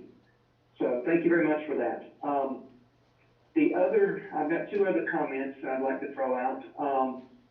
On the budget committee, I would like to give a sincere thank you for the budget committee and their hard work in trying to develop this upcoming year, and not the least to short Mr. Utt, all his efforts to try and help guide us into the next coming fiscal year. I know it's a two-headed beast, and it takes the knowledge and wisdom of multiple very intelligent people to help get us there, and I just want to publicly thank you all for your efforts.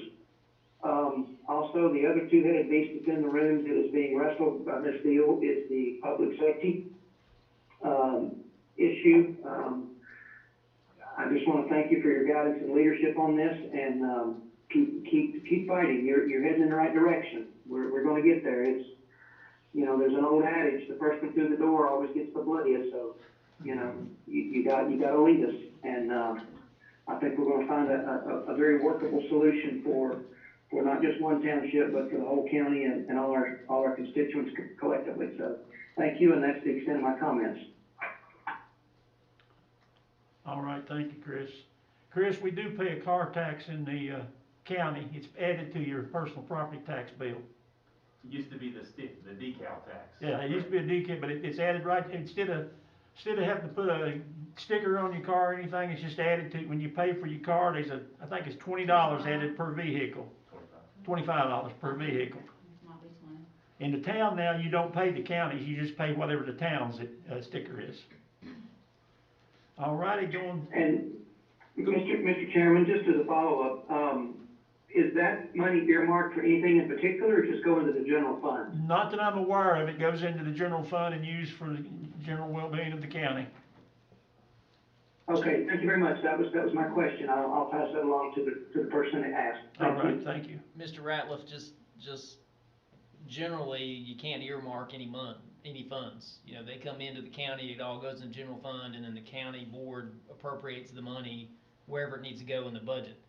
So the earmarking thing, I mean, you see that on the federal level, but that doesn't really happen on the county level. And if you try to, it's a nightmare accounting. All right, Lori, you wanna give us your comment time? Sure, thank you, Mr. Chairman, and thank you, Mr. Ratliff, for your comments. I appreciate those who serve on the Public Safety Committee with me. It's certainly, the elephant in the room, and we're taking it one bite at a time. About 5 years behind on needing to address this issue, but here we are, doing the best to serve the citizens, because that's what we're here for. So I appreciate everyone's work on that and input from other towns and other folks involved in EMS. So I just want to say I appreciate everything everybody does on this board. I appreciate the county staff. We've had a lot of moving pieces this year, and everybody's done a great job to keep up, and I really appreciate it. I'm excited about the direction that we're moving in, and we're going to have to make hard decisions sometimes, but as long as we're doing the right thing and doing what's best for this county and the citizens who live here, that's what we're here to do. So I'm happy to work alongside this board and look forward to great things to come, and want to encourage everybody, if you haven't received your COVID vaccine yet, there's some additional supplies that have came in. I know my dad went down to the Food City Pharmacy there in Abingdon. They have a big mass vaccination site down there going on, so if you're having trouble getting in with the health department, you can call the Food City corporate office and get in down there. I'm getting that question a lot, so if you have folks who have questions about that vaccination site, feel free to pass them on to me. I can try to help where I can. But other than that, everybody have a good night and stay safe. All right, thank you, Ms. Deal. Mr. Sturgill? First, I'd like to thank the fire and EMS and all they do. These reports, to me, are very impressive, and they take a lot of time and effort to put these together for us. So I was looking through them. They do an outstanding job for us and the citizens of our county. So a big thank you to the fire and EMS people. And also, I'd like to thank our health department, EMS, and also Mr. Crawford, and doing an excellent job in administering vaccines to the citizens of Smyth County. And I'll tell you, if you visit any of those sites, they were very well run and organized, and adjustments were made on the fly as need be. So, and getting our county 8th in the state is a excellent job there. Also, I'm glad to have all our students back in school, and most all of them back in school. And like I said, as of this week, we've got all 4 days a week, and we've got a lot of extracurricular activities going on. So there is some normalcy returning, even though we were very restricted in how many can attend games. But we're happy that parents can get to the games and see their kids play. And I'm excited to be a part of this team and our board here. And I think we take a positive step every time we meet in tackling our county's problems and issues. And so, one last thing I'd like to say, this comes from the retreat. It was in our vision that Smyth County is the place to be. And I think we'll make decisions to go for that. Thank you. Thank you very much. Ms. White? Yes, first of all, I'd just like to acknowledge the Wassons who are here. I've noticed they're here quite frequently, and I think that's very commendable to see local citizens taking an interest in their local government. And of all the times in the history of our country, and in my history, in my life, I think it's more important than ever to be involved in your community. Get involved with your county, get involved with your town, get involved with your school board. This is your government. Take an interest and be there and participate. And I cannot stress that more, nor have I ever had a greater appreciation for that. So I think that's commendable. Thank you all for attending and for staying for the meetings and being informed. I think that's how we make this community better. That's why we're here, is for the citizens of this county. I too appreciate all the efforts of the EMS and of our departments, and I think that we have a really good thing in our county of neighbor helping neighbor. I'm glad to see that the schools are back. I know lots of parents and students are glad to see some normalcy return. And I too commend this board for all the effort that's put forth on each member's part to serve Smyth County better. And I'm just thankful to be a part of it. So that's it. Thank you. I'd like to comment on the COVID shots. I think it's going well in the county here. We're being limited, I think, more by the having the vaccine available than we are having the facilities and the wherewithal to do it. I really think, and I'm patting the board on the back, I think the board has made two good decisions in that we hired a good administrator that helped us get a good EMS person. Sean, plug your ears on that. And I think that's helped us move. I feel like we as a board have moved this county forward so much. You know, we've not done everything right, but we've moved forward. And I think the citizens can appreciate that. And if they have a problem, they need to let us know. I think we're a group that's willing to work, you know, try to make sure it's going right.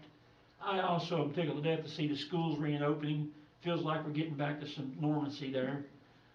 Public safety has been the big elephant in the room. I think with our EMS, with what we've done, we're moving forward with that.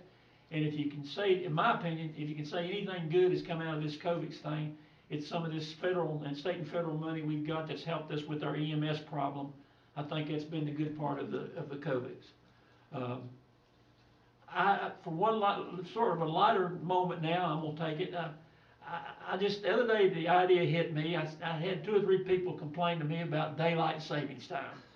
So I went to Sean the other day and I said, one day when you're absolutely looking for something to do, I said, I would like to see you put a resolution together. We at Smyth County here want to vote, or we want to vote to either do away with it entirely, or we just want to go to one time and stay there.